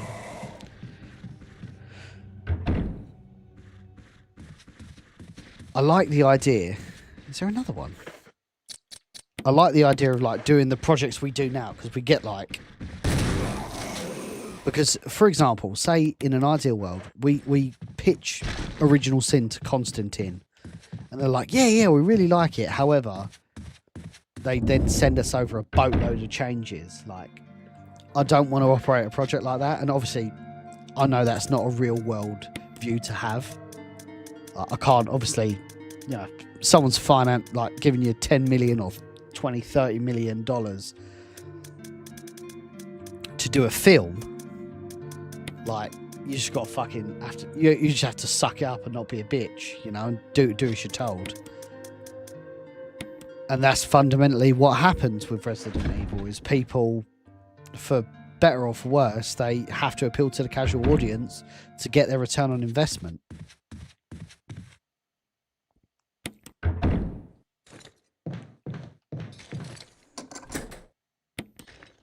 Hey, cool cookie, how are you? So yeah, I hope that makes sense. Like, at least with crowdfunding, we can pretty much do what we want if we get funded. Like, because by definition, you guys, if you back if you back Original Sin, you're not backing Original Sin and then telling us, actually, I want this vision for Resident Evil. Because it's like, we have a vision for Resident Evil.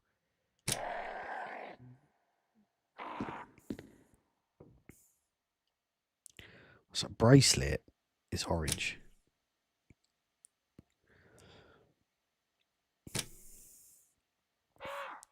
So the necklace is right.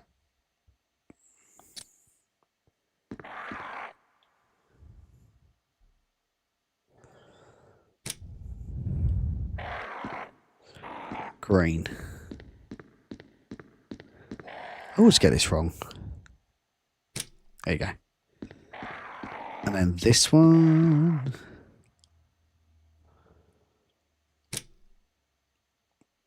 Pure white.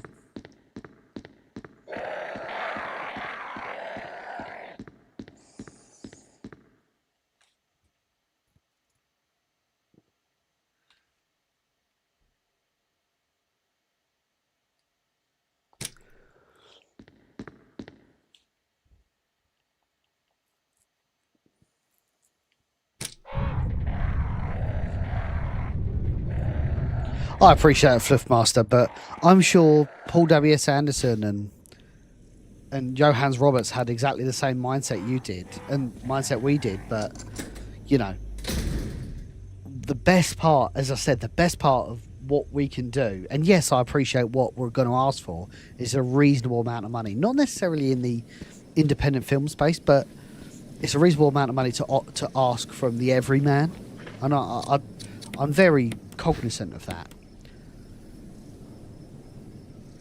But if you balance that with, we get to deliver a vision that we don't need to answer questions to like some execs that want their return on investment. We're making this as a complete non-profit.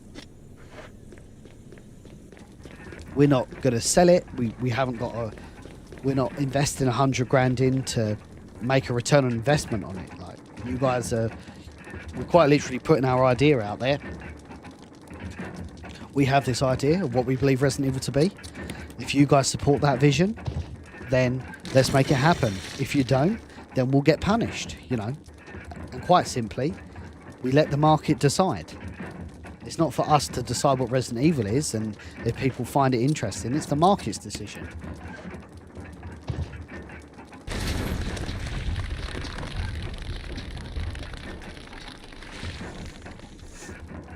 Now, from the people I've spoken to, before we'd launched Original Sin, like the announcement, people were very much on board with it. And they were like, yeah, I want to see this happen. So I know there's an interest in it. I think the people that were interested in Resurrection and Keeper's Diary will be interested in this, so we know we've got a little bit of an install base there. The people that missed out on supporting those projects for whatever reason, may that be financial or just, you know, not being at the right place at the right time. Oh, I just realised I bought no ammo. It's not the end of the world.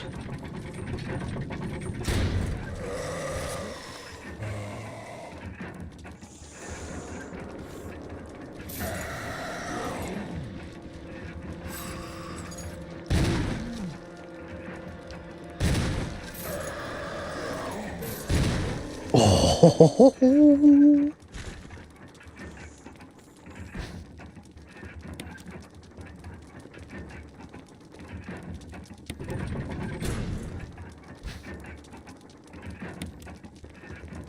Well, Mr. Dempsey, you are going to be blown away. Brandon, at some point we need to, well, certainly within the next week and a half, we need to start drafting the crowdfund video. Obviously, I'll have a section, you'll have a section, JJ will have a section, Tom will have a section, etc.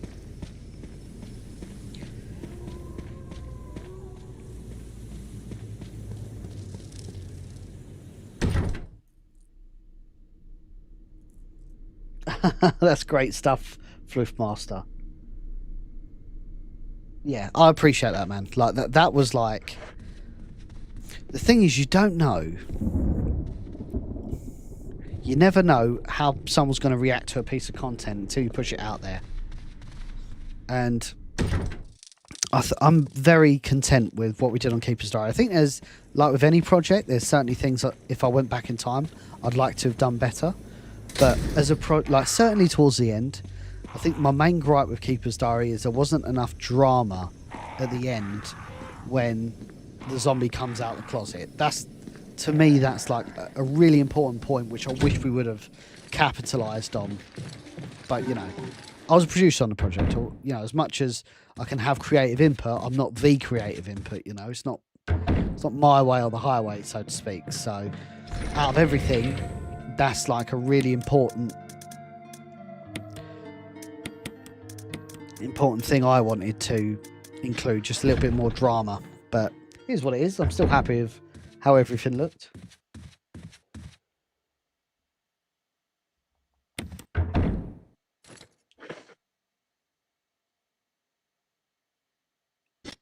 Yeah, I still need to do S+ on professional mode. RE4 Remake's just such a long game, to be honest.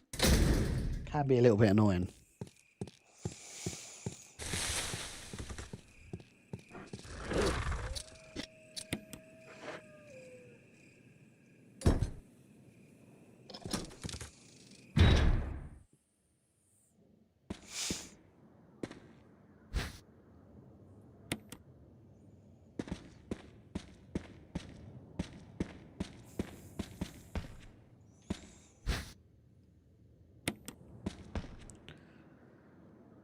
So I didn't know this, but you can actually take out Lisa Trevor in this little cabin.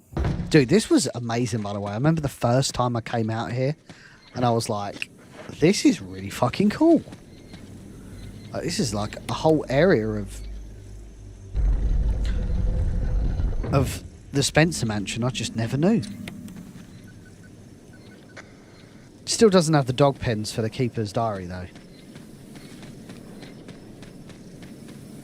So I mean, there were still things that, like, I don't think this was necessarily a perfect remake. Even though it's very good, like, there's still things that are a problem with the lore. Like, there's still not a unified lore at the end of the game. Rebecca is still acting very strange, even though, by definition, RE0 happened in this universe.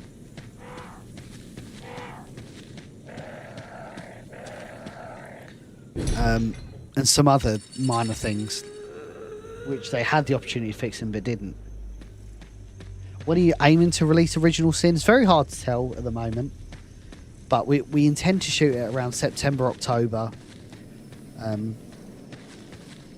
I'd like for it to be at the next Creature Feature weekend, not the November one, but certainly March. But yeah, some point next year, early next year, I'd have thought.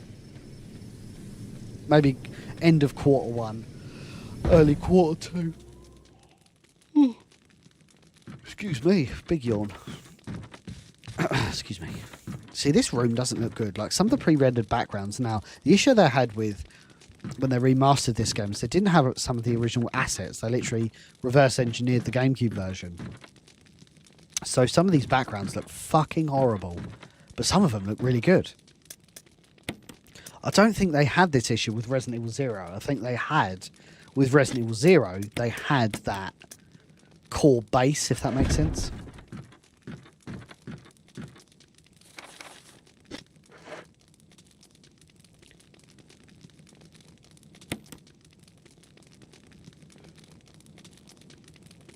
Excuse me.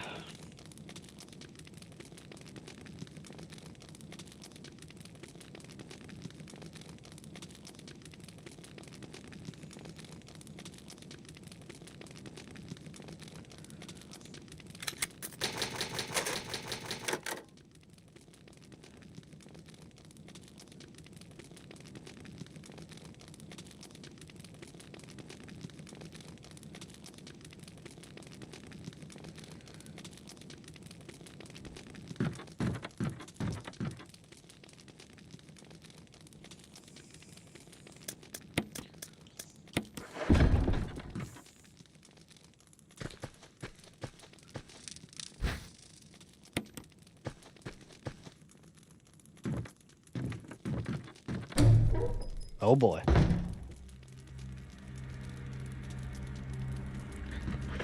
I like how this is such a weird cutscene. She like smacks her in the head. She doesn't die, and then Lisa just doesn't kill her there and then. She waits for her to wake up. It's kind of weird.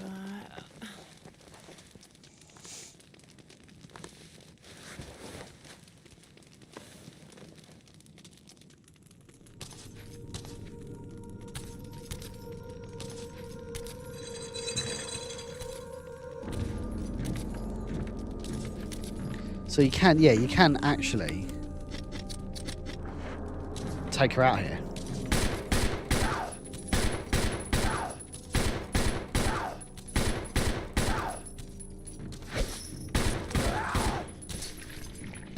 There you go. Just makes your life easier. She's not like permanently down, but she's down enough that you can just walk past her. Hey, Chrissy Tina. There's the whole staring at her and prodding her face or if it's first time showing mother, seeing another lady. Hi, by the way. Great to have you in the chat. Yeah, man. I'm so happy they put Lisa's arc in this game. I think it adds another dimension to the depravity of Umbrella.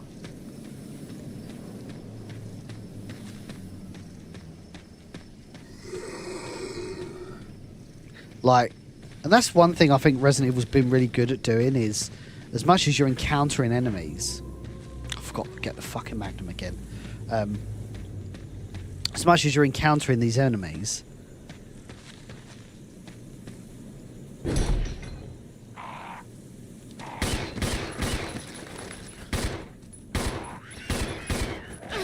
oh shit, what am I doing?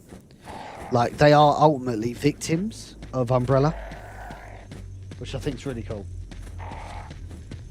Like, Lisa Trevor is not an enemy. She's a child that was experimented on. You know, when they go to Africa in Resident Evil 5, they're all victims.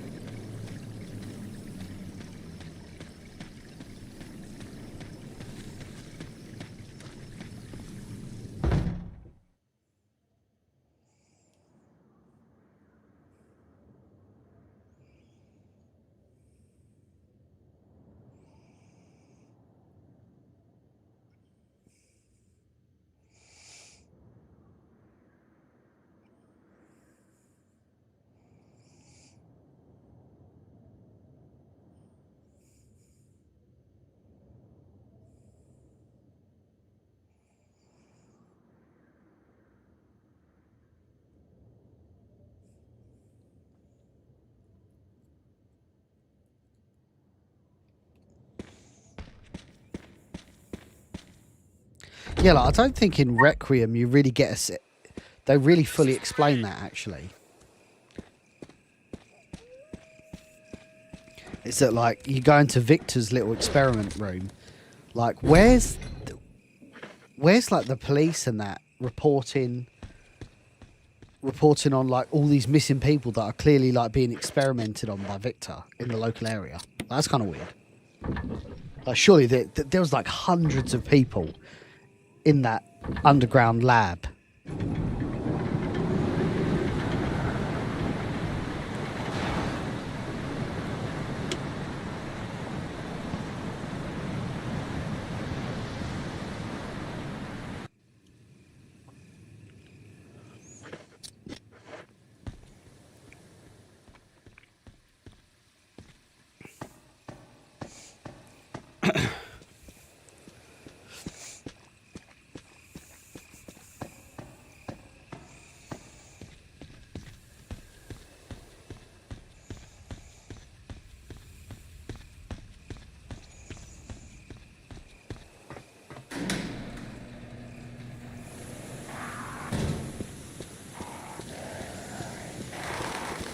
Gotta go.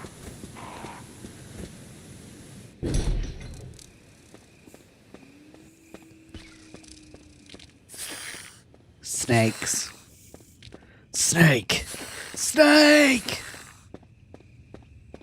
What's wrong?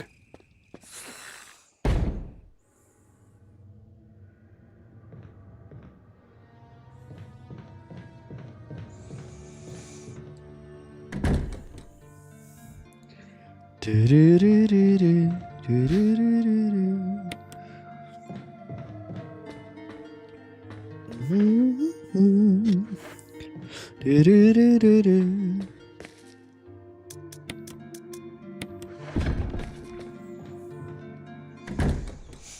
Man, it makes you think, actually, like, Capcom had some serious bollocks, man. Like, they literally made an absolute banger in 1995, 1996, and was like, 6 years later, we're like, actually, we didn't get our full vision in 1996 because of the technical limitations. We're going to make the exact same game again, and it's going to bang even harder. And they were absolutely right. Oh boy.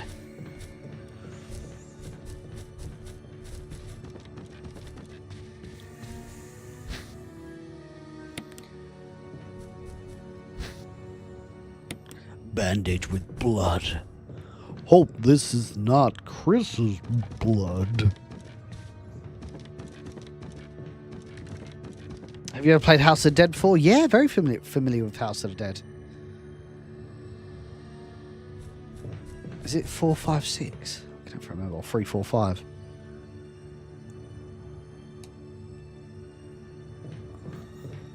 We're gonna have a look. God damn. Bad on me.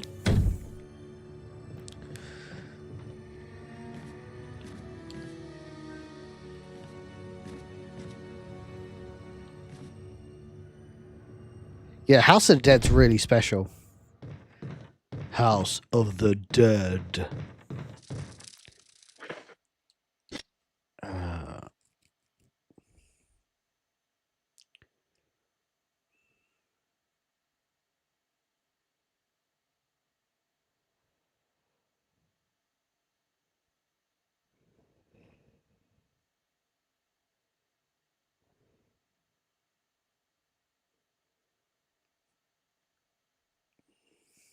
2 seconds, gang.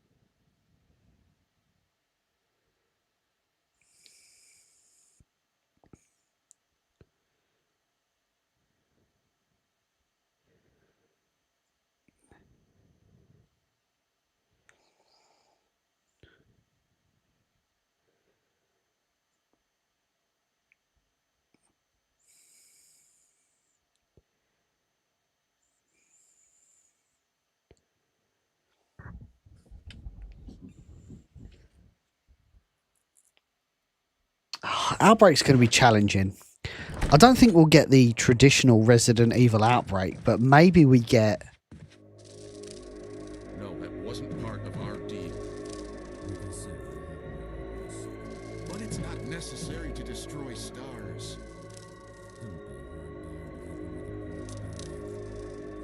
What about my family?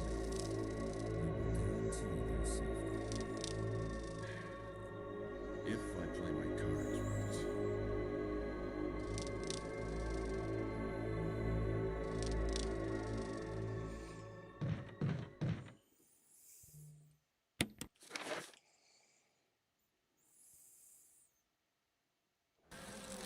right. Not the beehive.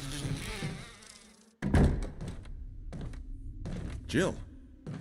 Barry, I heard Yeah, I don't someone think we see talking. Outbreak Oh. as we expect to see it. I think it'd be a variation of it. I think age is starting to take its toll.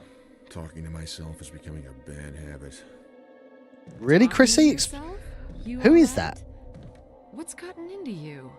Chris, Jill's OG voice I'm actress. getting you worried, aren't I? But don't. Interesting. I guess this creepy mansion has gotten to my nerves. Anyway, I think I'll go outside, get some fresh air for a change.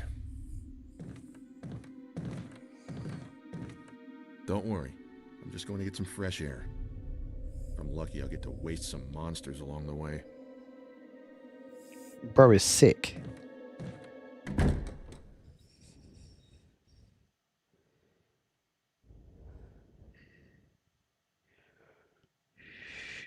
Sorry, 2 seconds, gang.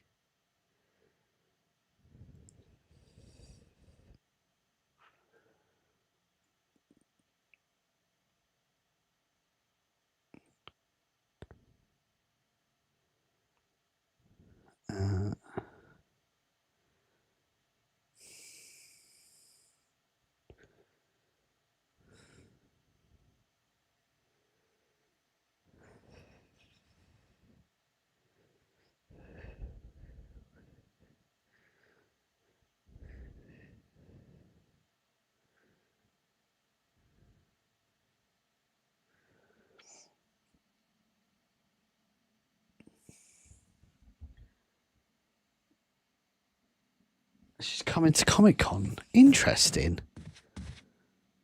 Are you talking about Heidi Anderson?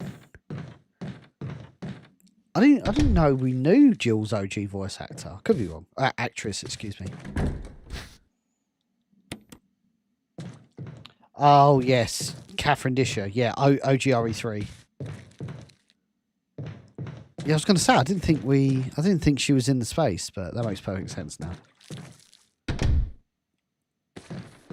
Oh shh.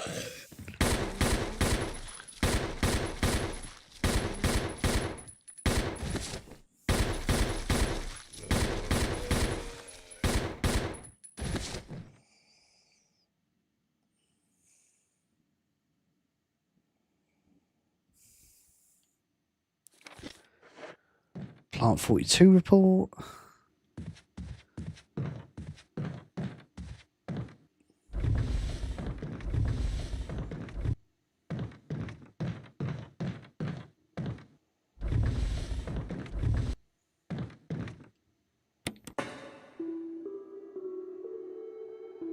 Yeah, that's right, Chrissy. Yeah, it's Catherine Disher. Yeah, she's a good talent. Iconic voice.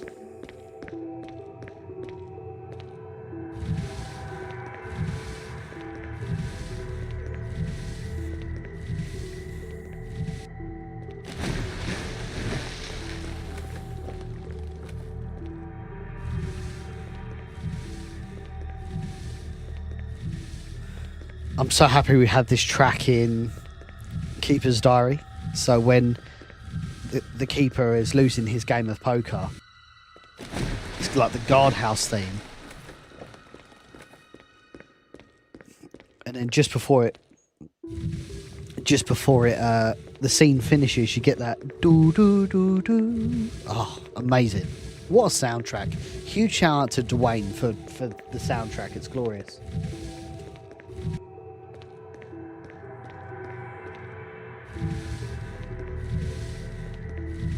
Hey, Davy.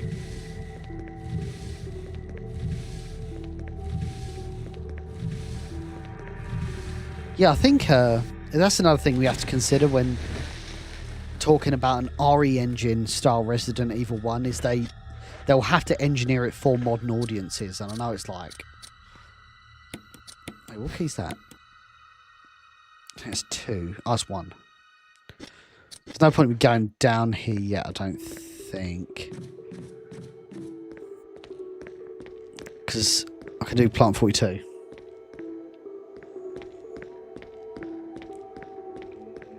I'm actually dying for a piss. I might have to run for a piss.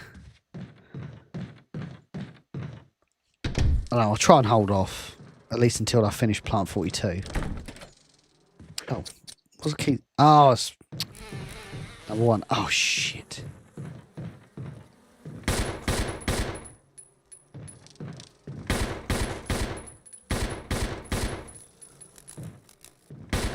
Oh. Oh. Oh. Oh, shot out the sky. Oh, he's getting up. He's getting up. Oh, he's dead. Nice.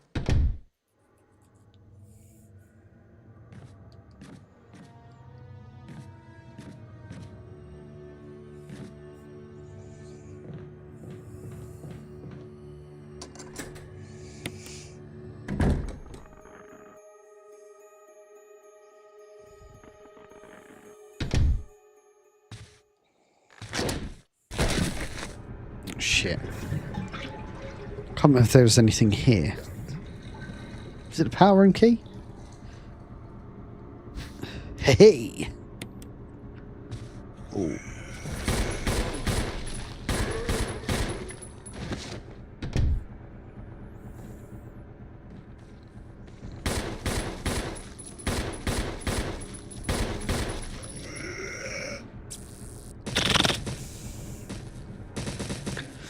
I do like the addition of the self-defense items. I think they're quite critical in Resident Evil 1.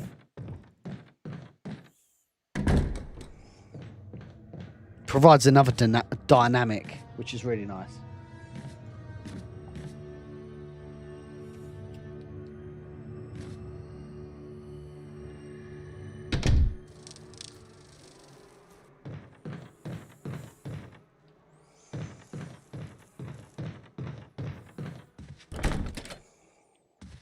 Oh, right, we have to go downstairs.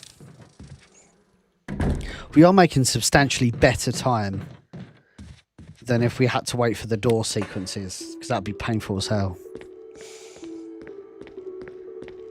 Yeah, I did see that actually, Mark. Be interesting to see what happens with that. In terms of, by the way, in terms of streaming this week, it's going to be quite limited. I'm definitely going to be live on Sunday, next Sunday, but I'm actually graduating on Thursday. I've got to drive up to Oxford and graduate, which is lovely. Finally get my master's degree in my hands. That'd be amazing. Even though, you know, I've already got all the certificates and all that. Oh, we gotta go. Don't want to get eaten. Ooh. Fuck.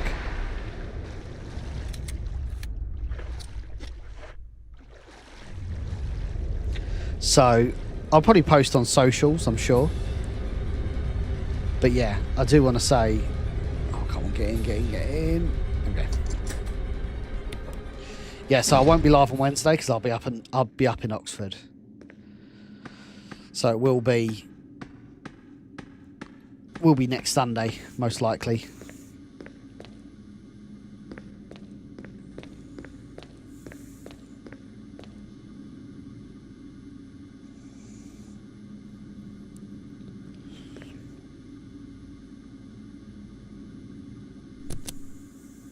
Big boy. Emergency. Unknown source of pressure detected. Locking all doors to achieve maximum safety.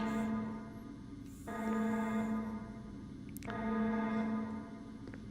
have to release the safety.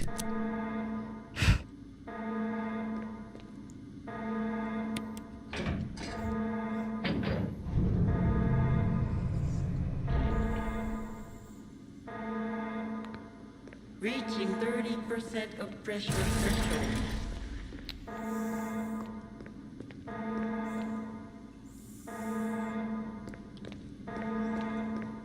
This was quite a cool sequence. Reaching 50% of pressure threshold. Activate emergency drainage system immediately.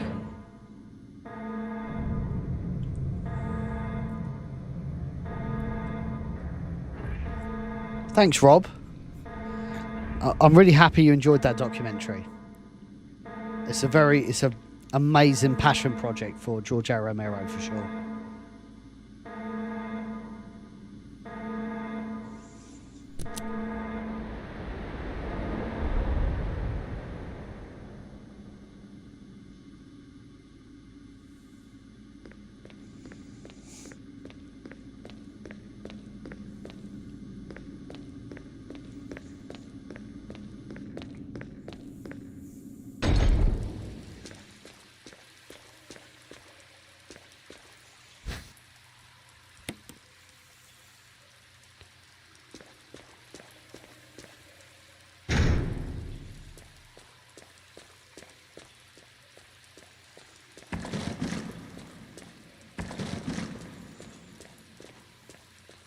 Is Big Boy?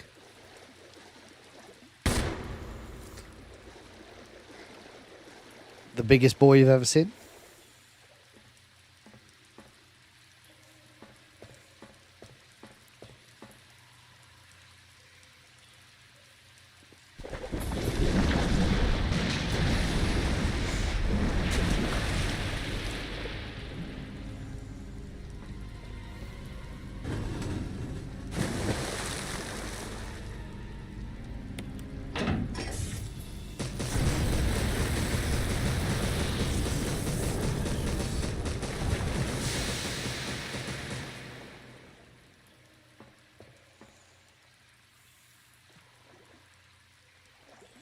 Oh, do I need to turn this off before I jump in the water?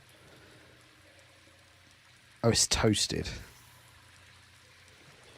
Lovely, lovely. I think this is where you get the assault shotgun with Chris. So it's a little bit of a wait, but you do finally get it.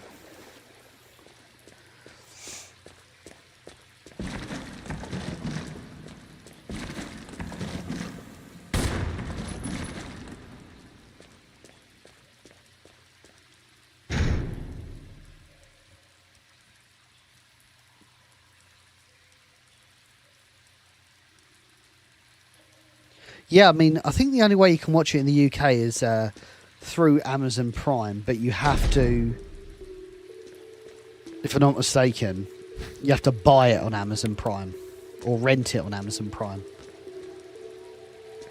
But if you're in the US, you can watch it for free of charge on YouTube. It's bullshit.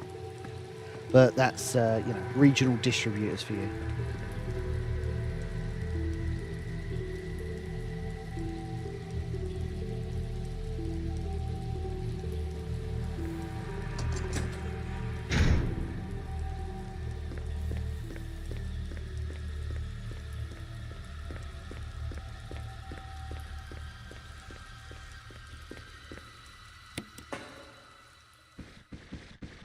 Oh.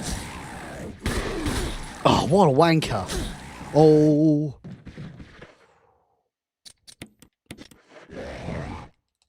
Shit. That was fun.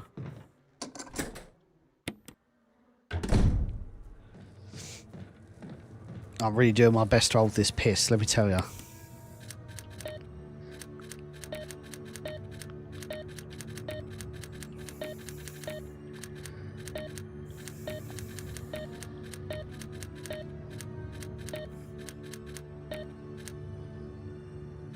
I'm sure it's 3, 4, 5. It might be 4, 5, 6.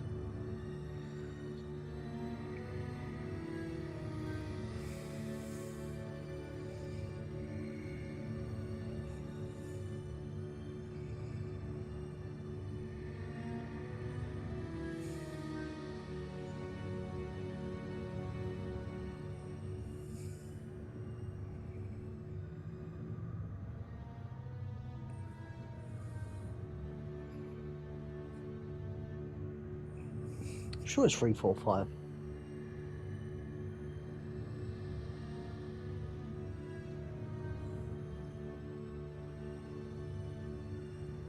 It might be 4, 5, 6.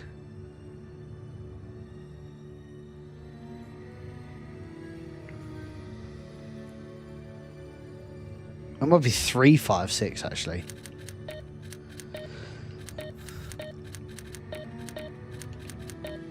Five, right, let's try 6, 5, 3, no, 3, 6, 5, nope, 6, 3, 5, nope, 6, 5, oh, 6, 5, 3, nope, 5, 6, 3, no, 3, 6, 3, 5, 6, 3. What about 5, 3, 6? No. Man, I can't remember this. I'm sure it's 3, 5, 6.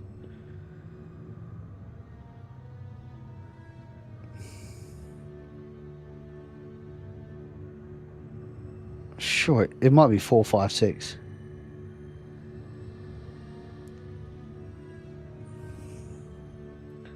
How have I forgotten this? Definitely is 3, 5, 6. Start again. 3, 5. Oh, I know what I did, but it worked. Right, this V-Jolt's a little bit different. We've got 3, that's fine. So 1 and 3 is 4, 4 and 6 is 10. Right, so let's do that first. So 1 is water. Lovely. We'll grab another one.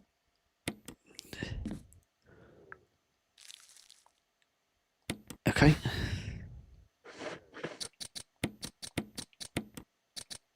MP004. And then command out with that. Okay. 1 and 6 is 7. Let's grab another pot. I actually really enjoy this one over the original.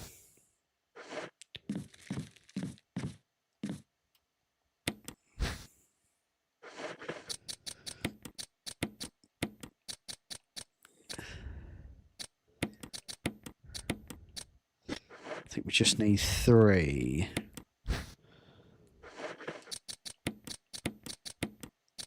Vigil. Boom shakalaka. Shit.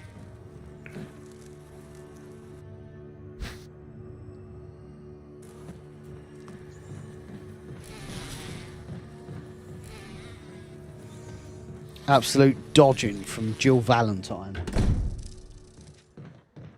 Gotta go, Andy. Much love, dude. Grats on the Masters.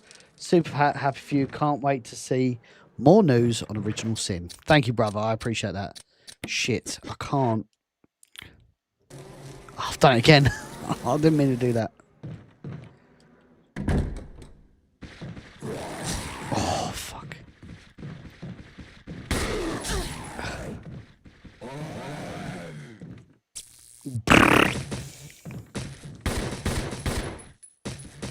Get some space. Or maybe he's dead.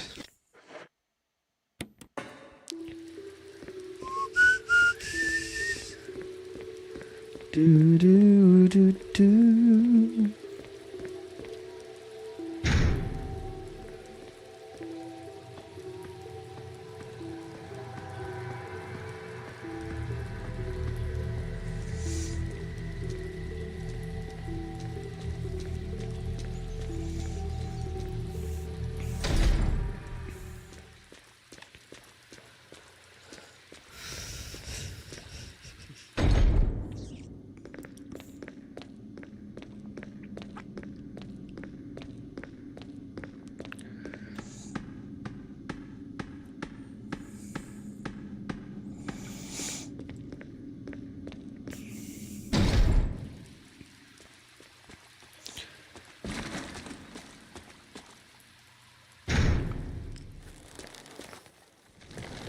Lovely jubbly.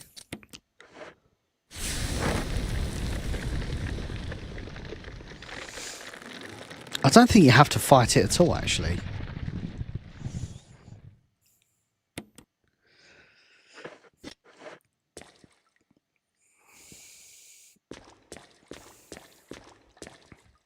I think that's it.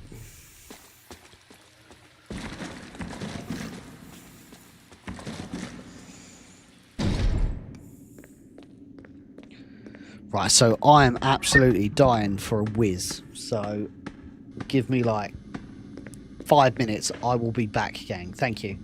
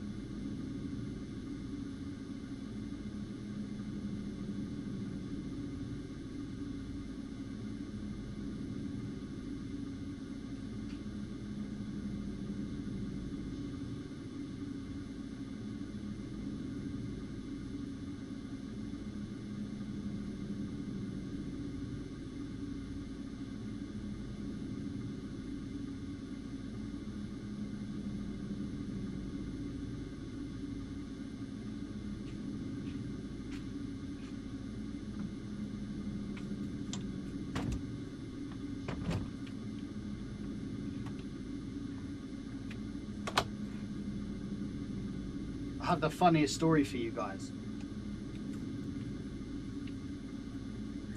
Oh. Man, I've got the funniest story for you guys.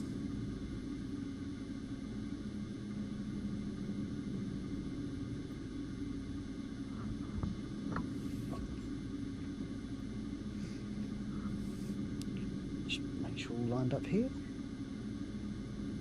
Okay. Lovely. Yeah, man, I've got the funniest stories for you. So, this is so ridiculous. But, like, I'm sure I've told you guys before, but my stream room is in my garden. So I have the main house, and then I walk out here. I've got my own little self-contained stream room here. And I went to go inside, and the fucking door is locked. Like, the patio doors are locked. So I'm like, oh, fuck. Not only am I dying for a piss, I can't get into my house. So I had to call my wife, who was sleeping, to be like, hey, you've locked me out. Can you come and let me in? Because I need a piss. I'm not going to piss myself. So, yeah, sorry about that delay.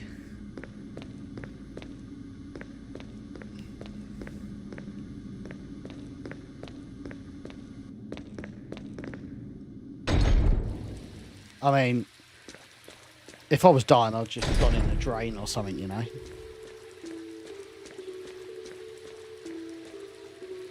Hey, Jesse, how are you? Great to have you in the chat, brother.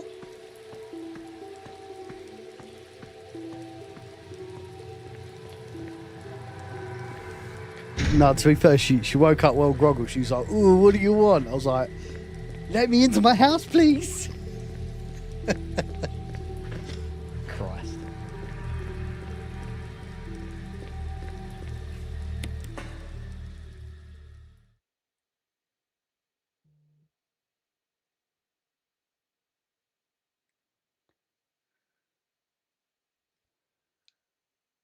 Yeah, exactly that, Vix. Exactly that.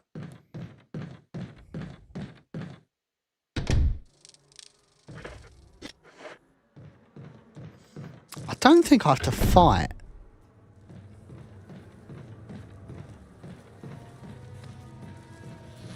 Oh, shh. I thought I picked this up, but I didn't.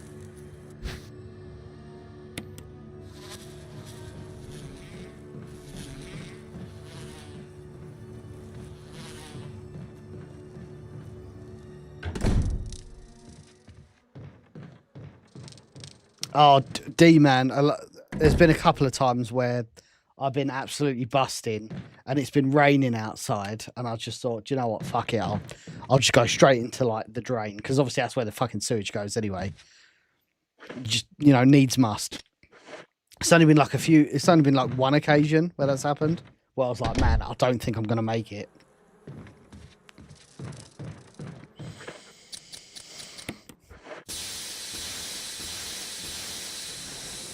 But yeah, I said, you'd rather me wake you up like 11 o'clock rather than midnight when I inevitably wrap my stream up.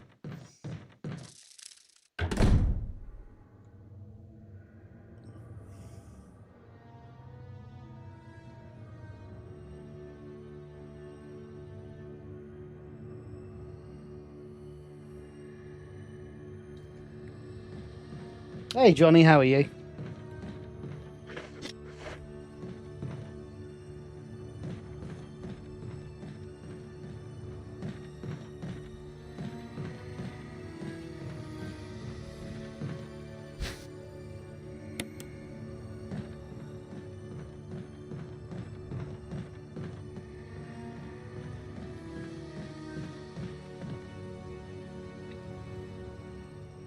There we go.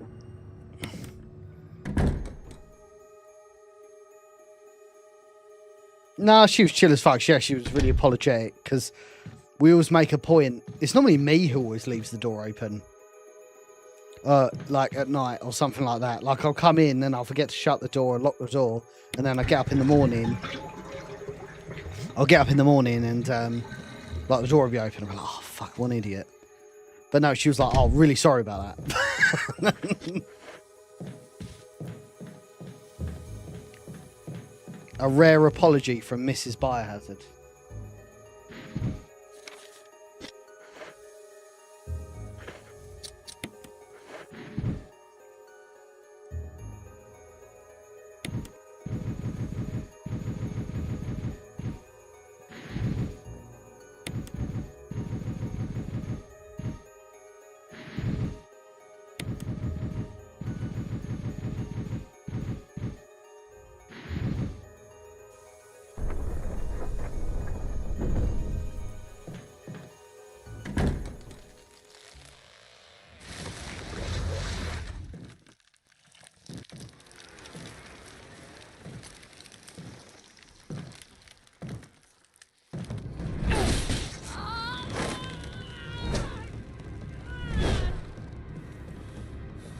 What the hell is this thing?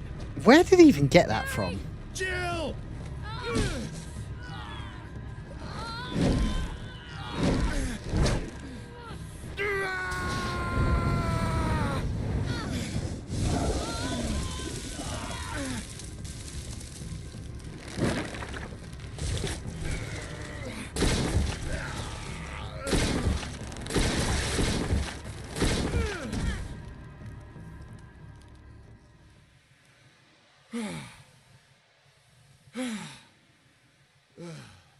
I thought it was finished.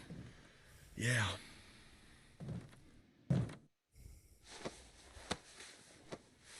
That was close. Thanks again. Don't mention it. But what was that? What the hell's going on in this place?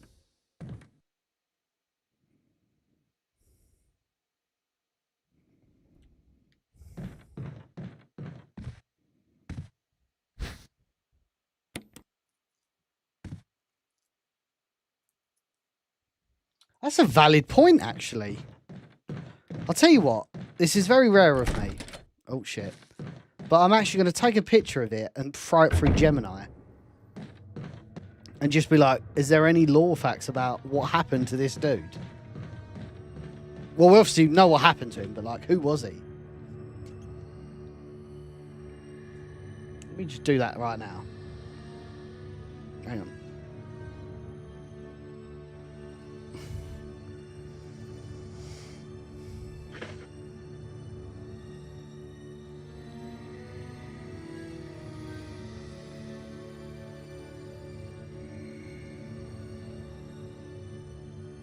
Are there any files or lore in Resident Evil 1 that explains who this dude is?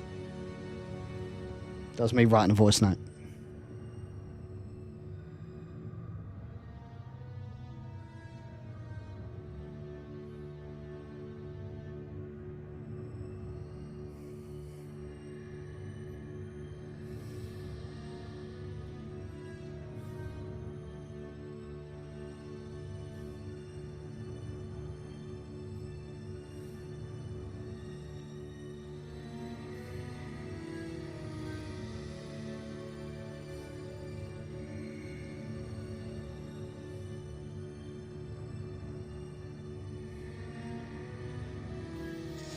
Okie dokie.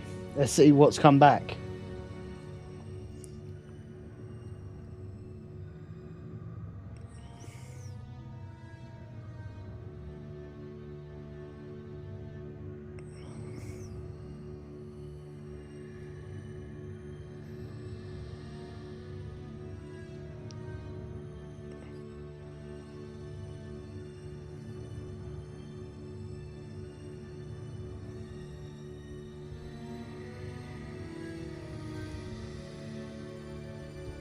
Dude, I love pork chops.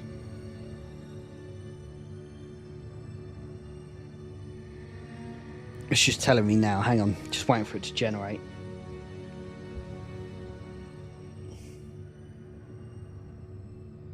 Beast Uncorpse. He was an Umbrella researcher living in a dormitory area. When the T-virus leaked, it infected the local insects, causing them to mutate into giant, highly aggressive wasps that built a massive hive in the gallery hallway. The researcher took it upon himself to exterminate them. He tried to use the insecticide spray, but he was stung to death. Yeah, so actually there isn't like a substantial story around it. That's a shame. Not stung in the police. Whoosh. Wesker. I wear my sunglasses at night. That's what I was going to So say. I can. It was all I could do to protect myself against those strange creatures. I understand. Anyway, it's good that you're safe. Did you notice? Barry, he sounded a little flaky. Now that you mention it, yeah. I'll keep a close eye. Maybe it's quite natural under these circumstances. It's not really our standard operation. Jill, our first priority is to get out of here. I agree. There are still rooms in that mansion we can't get into because they're locked up. I've been looking for ways to... Okay, if there's anything, I'll go back to the other mansion. I'm counting on you.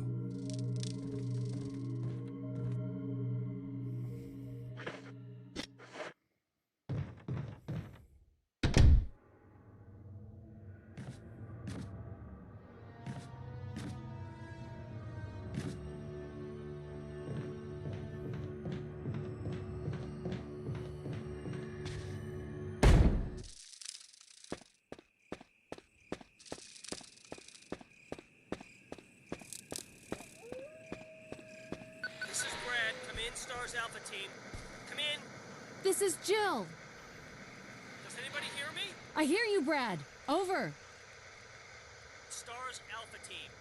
Bravo Team. It doesn't matter. Respond. I repeat, this is Brad. Brad? Brad! This is Brad. If you can't answer me, somehow give me a sign. Jill to Brad. Can you hear me? Brad! Oh, that was a Resident Evil Outbreak sound effect. Go, look how big the fucking samurai edge is compared to Jill's head. It's huge. We're sending out an SOS. Message in a bottle.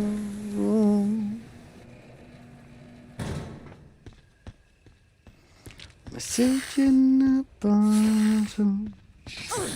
Oh shit. Oh, thank God. Oh, no, that was definitely done it. Oh, no. Bollocks. Need to find a blue herb. I thought I'd escaped him.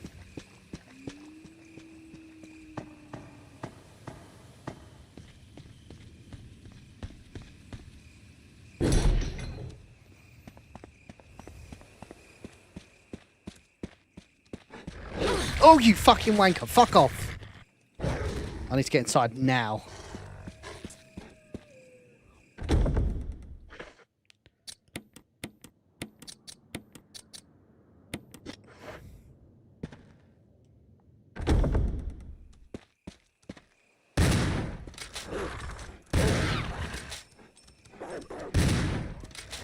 No!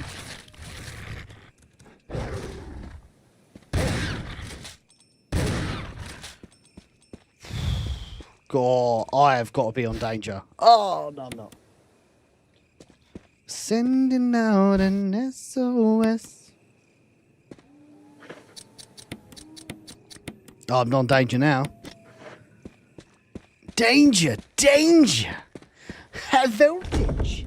When we touch, when we kiss, when we touch. Oh, there you go. Perfect. First aid spray right there, boy.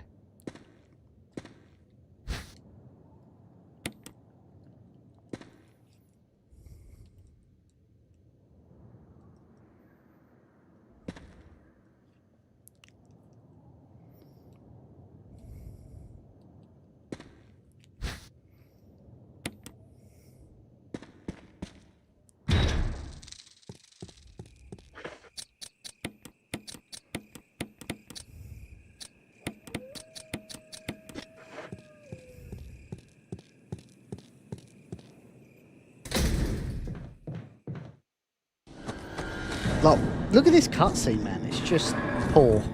So this is what builds the argument for a Resident Evil RE Engine remake. They can fix this. Oh shit! I'm gonna. Oh.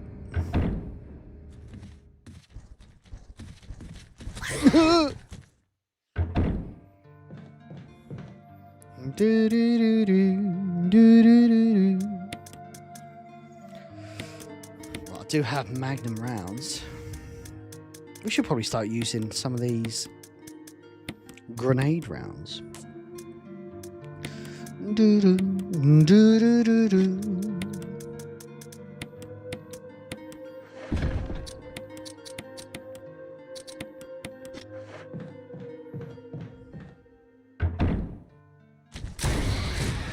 God damn! A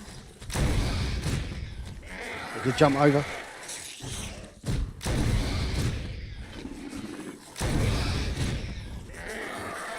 Shit, my telly's going to turn off. That was close. But yeah, if you guys got any questions about oh, that's interesting. Oh, let me save it before I wonder if you can do tactical reload in this game. I thought you could.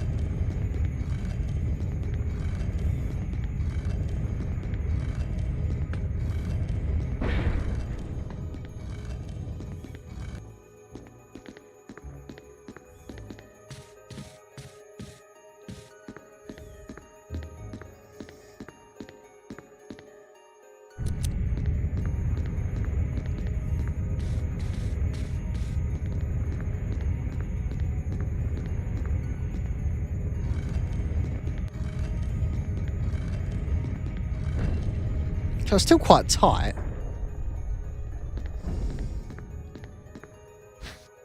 Nice.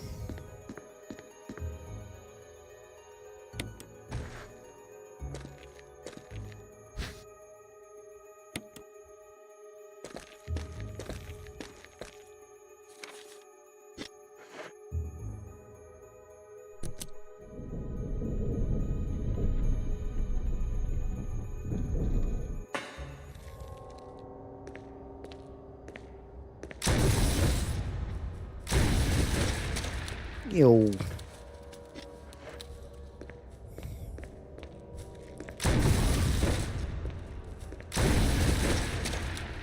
Nice. I think it's another one.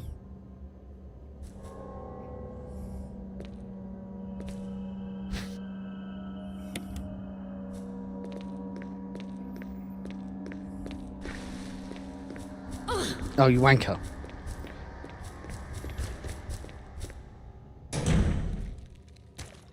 This might be zombies.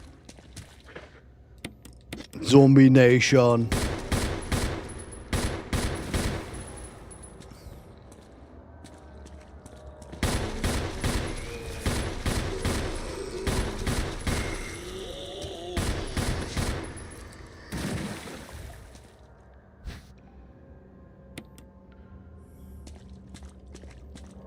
I can't even remember how long my first playthroughs of these took.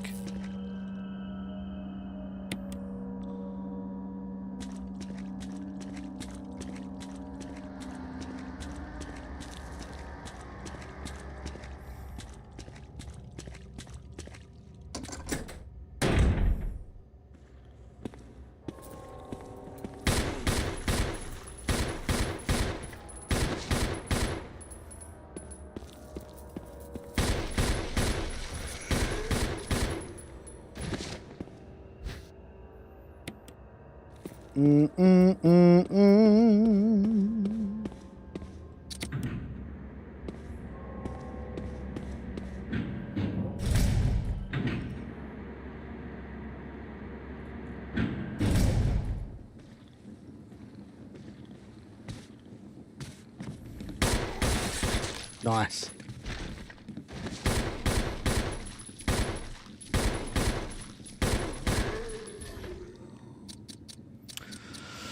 Getting a bit concerned I'm using all these spaces up.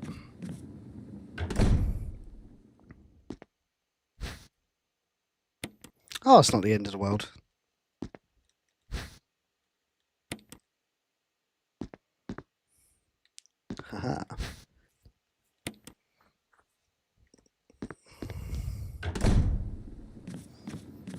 I do find this part of the game is very streamlined,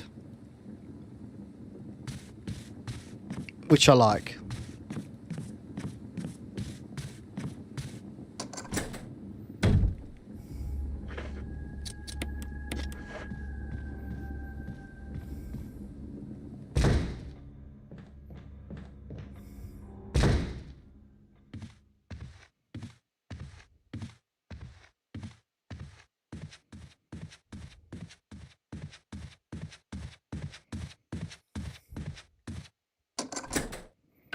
Can't remember what's in here. Oh yeah.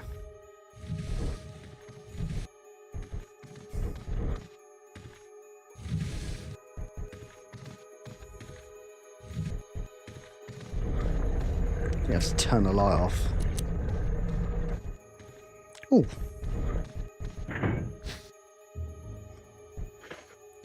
Right, let me... I've got too much shit on me.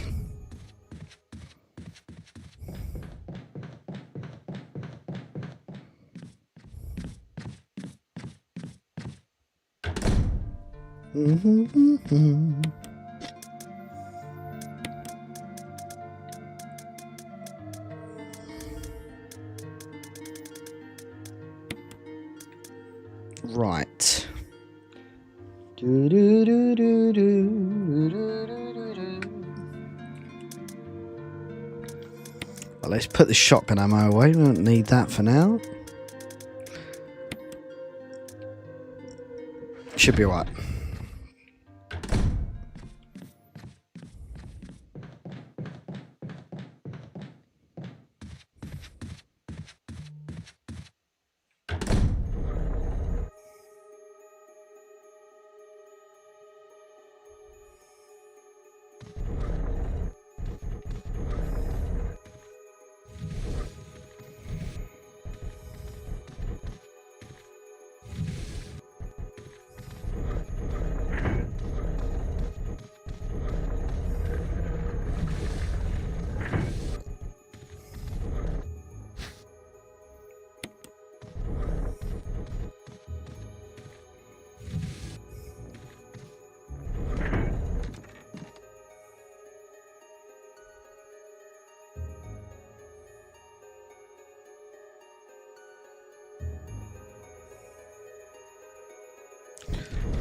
Right, so I think I have to go under.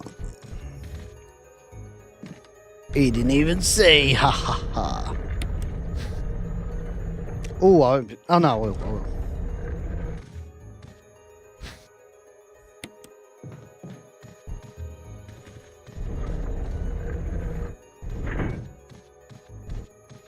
Pretty sure that sound effect's in RE4 as well. Oh, idiot.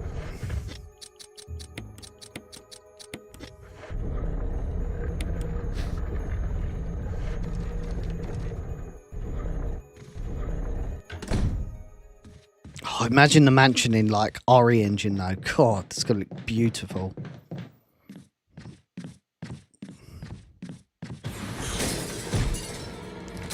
Oh, wanker.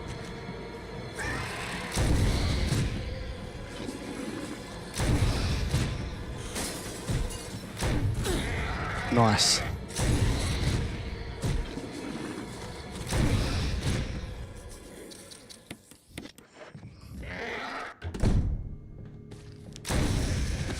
Good night. Cooked.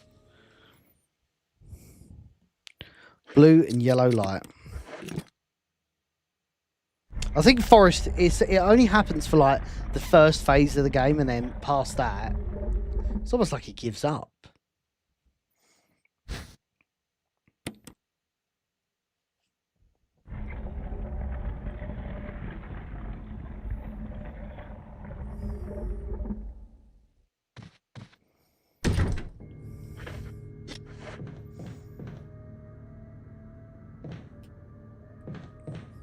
Oh, naughty boy. Cooked.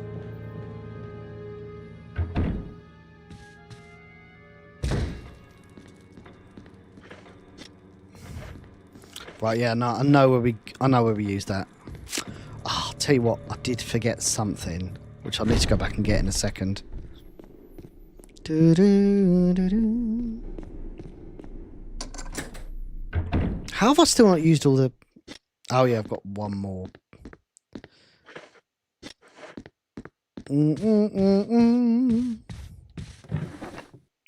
Oh yes, the ink ribbon.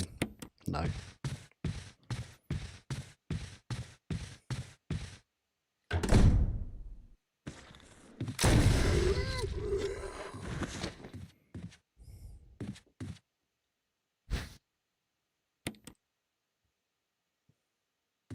Resident Evil Revelations 2 is a game that I definitely need more experience with. I don't remember it being bad. It's just, it didn't blow my socks off, if that makes sense.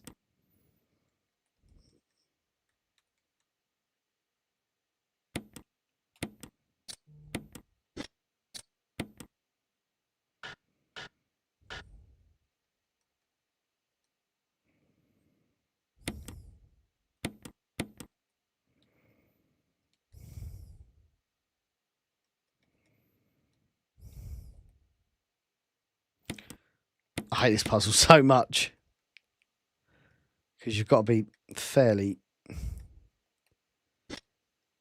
I think I fucked that up, actually.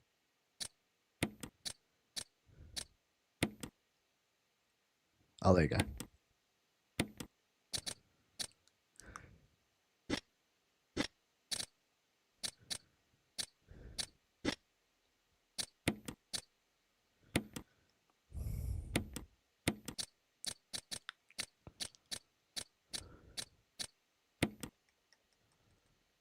Hey.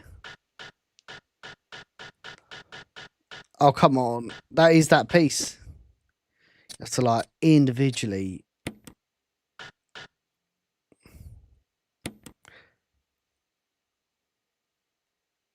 There you go.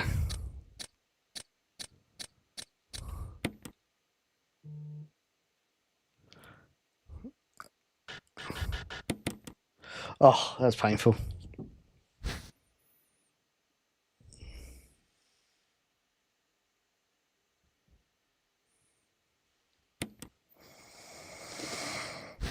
Lovely jubbly.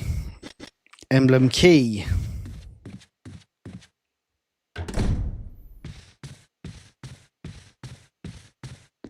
So I forget how expanded this is actually. There's a couple more doors. Might just take this way because it's a bit quicker. Perks of having this bit unlocked. Just walk round the back.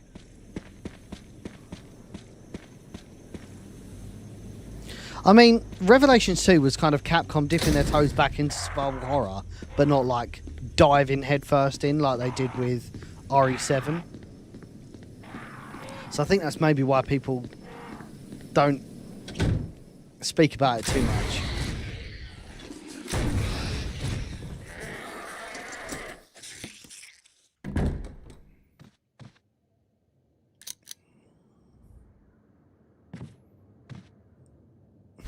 Huh. Metal object. Take that as well.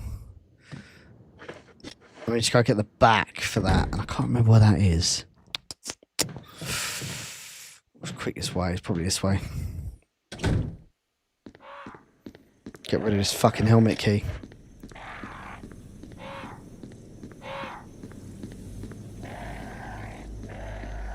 Oh. No, we are going the right way. Lost my train of thought then. It gets to this time and I get like a little bit... I almost start slurring my words because you hit another level of tiredness. But I do want to at least unlock the underground before I wrap up today. I thought I'd have the whole playthrough done, but I spent such a long time talking about Original Sin. I ended up running out of time on my own stream. Oh shit. Oh wanker. Oh no!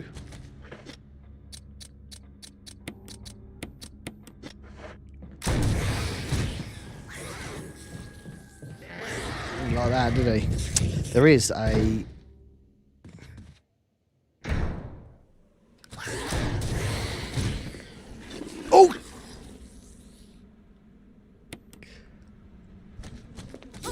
Oh, cheers.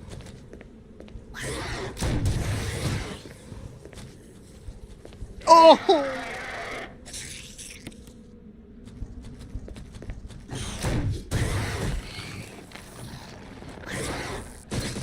Yes.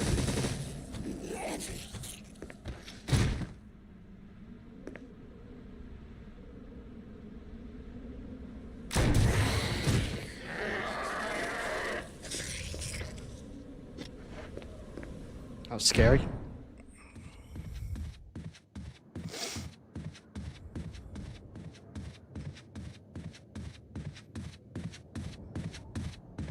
Bro, who decorated this house with like the 700 rugs in this? No way, there's two of them.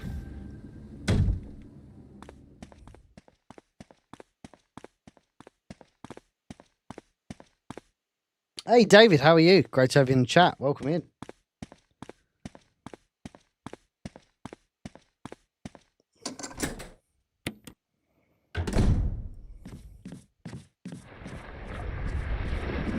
I hear a big boy. It's really powerful, especially against living things. Better take it with you.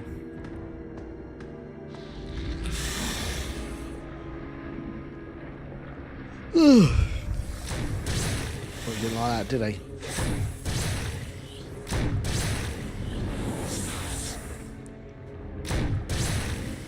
Oh!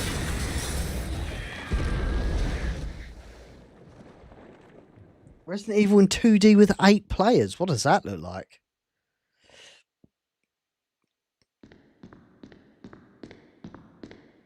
Oh no, we won't go to the underground, will we? We'll have to go get the 2 Doom books. Yeah, this is probably a good part to save and wrap up then, actually, and then we'll finish the game next Sunday on our next stream.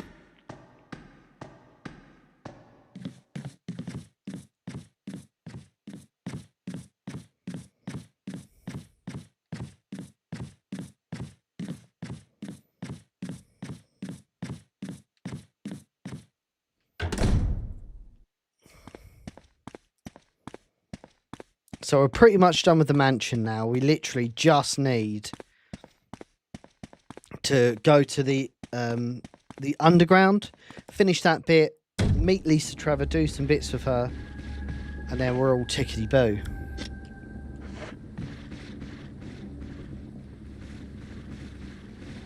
So I don't know where you are straight away.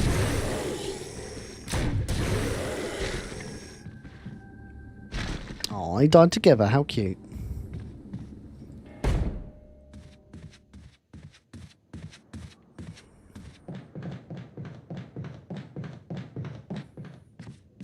Yeah, no damage as well on Yawn. It's pretty good. Right, I need to find an ink ribbon. I think there's one in this next room, actually. Got one acid round bullet. I think it's in here.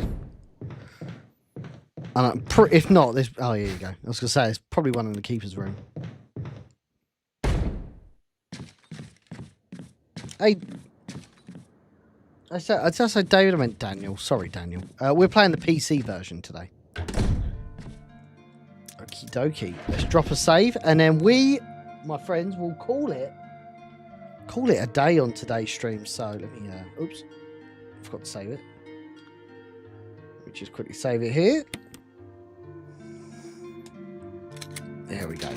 All saved, all done. Well, listen, I appreciate everybody checking the stream out today, and you know, opening up conversations about a potential remake for RE1 that we're told is on the horizon, maybe a couple of years away now, but certainly on the horizon. And of course, talking about our upcoming prequel RE1 fan film, Original Sin, Prelude to Biohazard. It's going to be the project of all projects, and I'm so looking forward to showing you guys what we've been working on. It's absolutely unbelievable, and I'm hoping you guys enjoy it enough that one day, instead of Resurrection being on here, Instead of Resurrection being on here, it's going to be Original Sin, Prelude to Biohazard.